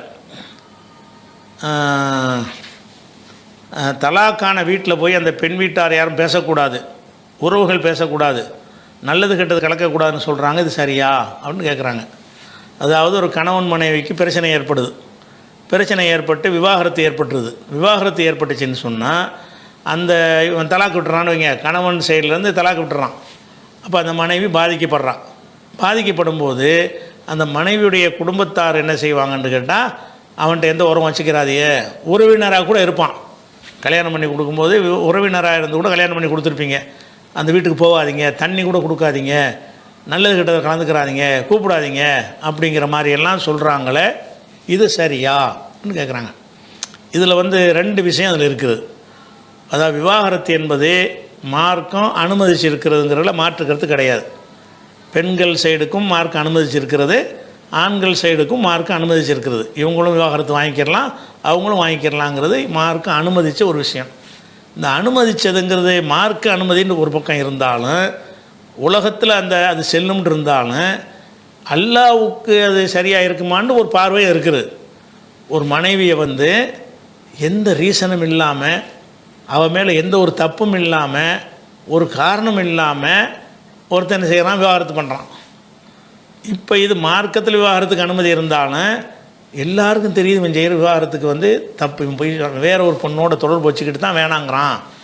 இந்த பெண்ணை விவாகரத்து செய்வதற்கு ஏற்றவாறு இவள்கிட்ட எந்த மிஸ்டேக்கும் இல்லை, நல்ல குடும்பத்தில் ஒட்டி நல்ல பெண்ணாக தான் வாழ்ந்துக்கிட்டு இருந்தா, அவளை போய் செஞ்சிட்டான்னு சொல்லக்கூடிய நேரத்தில் அது அநியாயமாக இருந்தால், மார்க்கப்படி அவனுக்கு உரிமை இருக்குங்கிற விஷயம் வேறு. ஆனால் நம்ம சம்மந்தப்பட்டவனுக்கு தெரியும் இது சரியான விவாகரத்தா அநியாயமான விவாகரத்தான்னு தெரியத்தானே செய்யும். அவன் என்ன செய்கிறான்னு கேட்டால், இப்படி பாவி அநியாயத்துக்கு ஒரு பொண்ணு வாழ்க்கை வீணாக்கிட்டியடா, எந்த தப்பும் இல்லையடா, ஒழுங்காக வாழ்ந்துருக்கலாம், அவன் இன்னொரு பொண்ணோட தொடர்பு வச்சுக்கிட்டு அதில் வேறு ஏதோ ஒரு காரணத்துக்காக வேண்டி, அப்போ நீ என்ன செய்கிற, இந்த பொண்ணை வேணாங்கிறதுக்காக வேண்டி ஏன்டா இப்படி பழி சுமத்தி பொய் சொல்லி விவாகரத்து செஞ்சுட்டா அப்படின்னு சொல்லும் பொழுது அதனால் மன ரீதியாக அவங்க பாதிக்கப்படுவாங்களா படமாட்டாங்களா? படுவாங்க. அப்போ மன ரீதியாக பாதிக்கப்பட்டு இருக்கிற அளவுக்கு இவனுடைய இது அநீதியானதாக இருக்குமே. ஆனால் சட்டப்படி செல்லத்தக்கதும் கூட சிலத்தில் அநியாயமாக இருக்கும். உலக சட்டப்படி அதை செல்லணும்னு மார்க்கம் ஆக்கி வச்சுருக்குது. வச்சா கூட அது சிலர் அந்த குடும்பத்து பார்வையில் பார்த்தோம்னு சொன்னால் இவன் அநியாயம் பண்ணுறான், இவன் பக்கம் தான் தப்பு இருக்குது, இது இந்த விவாகரத்து செஞ்சுருக்க தேவையே இல்லை, இவன் செய்கிற எல்லாமே பொய்யா இருக்குது அப்படின்னு சொல்லி தெரிய வரும்போது அந்த பெண்ணுக்கு கோபம் வரும். பெண்ணு பாதிக்கப்பட்டிருக்கேன்னு பெண்ணுடைய அப்பனுக்கு கோபம் வருமா இல்லையா? கோபம் வரும். அவங்க குடும்பத்தாருக்கு கோபம் வருமா இல்லையா? கோபம் வரும். அந்த கோபத்தின் அடிப்படையில் இவனோட இப்படி ஒரு அநியாயம் செஞ்சவனோட நான் உறவு வச்சுக்கிற மாட்டேன்னு சொல்வார்களே. ஆனால் அந்த ஒரு உரிமை அவங்களுக்கு இருக்கத்தான் செய்யுது. பாதிக்கப்பட்டவர்கள் அல்லாட்ட கையேந்திரதுக்கு உரிமை இருக்கிறது. அதே நேரத்தில் விவாகரத்து பண்ணுறான், நம்ம பார்த்தாலே தெரியுது இந்த பொண்ணு சரியாக நடக்கலை, இது நம்மளாக இருந்தாலும் விவாகரத்து பண்ணிடுவோம் அப்படி ஒன்று இருக்குன்னு வைங்களேன். அது மாதிரி ஒன்று செஞ்சுருந்தான்னா அவனை வெறுக்க முடியுமா? அவனை பகைக்க முடியுமா? நீங்களும் எத்தனை செய்வீங்க? அந்த மாதிரி ஒரு பெண்ணாக இருந்தால் நீங்களும் அதை செய்வீர்களாக இருந்தால் நீங்களும் செய்கிற ஒரு விஷயத்தை அவன் செய்திருப்பானே. ஆனால் அவனை வெறுக்கலாமா நீங்கள்? சரி இந்த பொண்ணு நம்ம இருந்தாலும் செஞ்சு தான் இருப்போம், இந்த பொண்ணு கொஞ்சம் ஒழுங்காக நடந்திருக்கணும், விவாகரத்து அளவு கொண்டு போனது இந்த பொண்ணு தான் காரணம் அப்படிங்கிற அளவுக்கு உங்களுக்கு தெரிய வந்தால் அப்போ இந்த சொந்தம் அதெல்லாம் நீங்கள் பார்க்க தேவையில்லை. நீங்கள் எப்போ போல் அவனோட பழகலாம், பேசிக்கிடலாம். இவன் ஒரு அநியாயம் பண்ணலை, சரியாக தான் செஞ்சுருக்கிறான், அவனுடைய நடவடிக்கையில் தப்பு இல்லை. அப்போ நடவடிக்கைகளில் தப்பு சரிங்கிற வகையில் ஒரு முடிவு எடுக்கலாம். பொதுவாக விவாகரத்து நடந்தவனு அப்படி டோட்டலாக அறுத்துட்டு போகிறதுங்கிறது கிடையாது. அதில் உள்ள நியாய அநியாயங்கள் குடும்பத்தாருக்கு தெரியும். இந்த குடும்பத்தில் உள்ளவங்களுக்கு தெரியும் இவன் அநியாயமாக பண்ணியிருக்கிறான், கடுகளை இவன்ட்ட நியாயமே இல்லை அப்படின்னா அதுக்காக எவ்வளோ செலவழிச்சிருப்பாங்க. ஒரு பெண்ணை கல்யாணம் பண்ணுறதா இருந்தால் எவ்வளோ காசு சேர்த்து கஷ்டப்பட்டு அவ்வளோ பண்ணி செலவு பண்ணி இப்படி பலவிதமான வேலைகள்லாம் செஞ்சு இருந்து அந்த பெண் இப்படி தெருவில் நடத்த நிப்பாட்டி விட்டானே, இனி ஒரு வாழ்க்கை புதுசாக கிடைக்குமா, ரெண்டாவது வாழ்க்கைங்கிற ஒரு லேசாவாக இருக்குது, இப்படியெல்லாம் நினைத்து பார்க்கக்கூடியவர்களுக்கு அதுக்கு காரணமானவன் மீது என்ன செய்யும், அது மனசு ஆடுற வரைக்கும் அந்த கோபம் இருக்கத்தான் செய்யும். அந்த கோபத்தின் அடிப்படையில் அவங்க பேசாமையோ ஒதுங்கி இருந்தாங்கன்னு சொன்னால் அதை குற்றம் சொல்ல முடியாது. அந்த பாதிப்புக்கு உள்ளானவங்க பக்கம் நியாயம் இருக்கும்போது அப்படி இருக்குது. அநியாயமான முறையில் இல்லாமல் நியாயமாக வாரது பண்ணியிருந்தான்னு சொன்னால் பேசாத, அதெல்லாம் சொல்லக்கூடாது. அல்லாதான் அந்த அனுமதிச்சிருக்கிறான், இவன் நியாயமாக தானே செஞ்சுருக்கிறான், அல்ல அனுமதிச்சும் இருக்கிறான், இவனும் நியாயமாக தான் நடந்திருக்கிறான் என்று நம்மளுக்கு தெரியும்ல. ஊர் உலகத்துக்கு தெரியாட்டாம சம்மந்தப்பட்டவனுக்கு தெரியுமா தெரியாதா? அந்த மாதிரி அடிப்படையில் அவங்க நடந்துக்கிட்டாங்கன்னு சொன்னால் அதில் தப்பு வராது. அன்புக்குரிய சகோதரர்களே, இன்றைய நிகழ்ச்சி நம்ம இதோடு முடித்துக்கொள்வோம். இன்ஷா அல்லாஹ் அமைதியுள்ள பார்ப்போம்.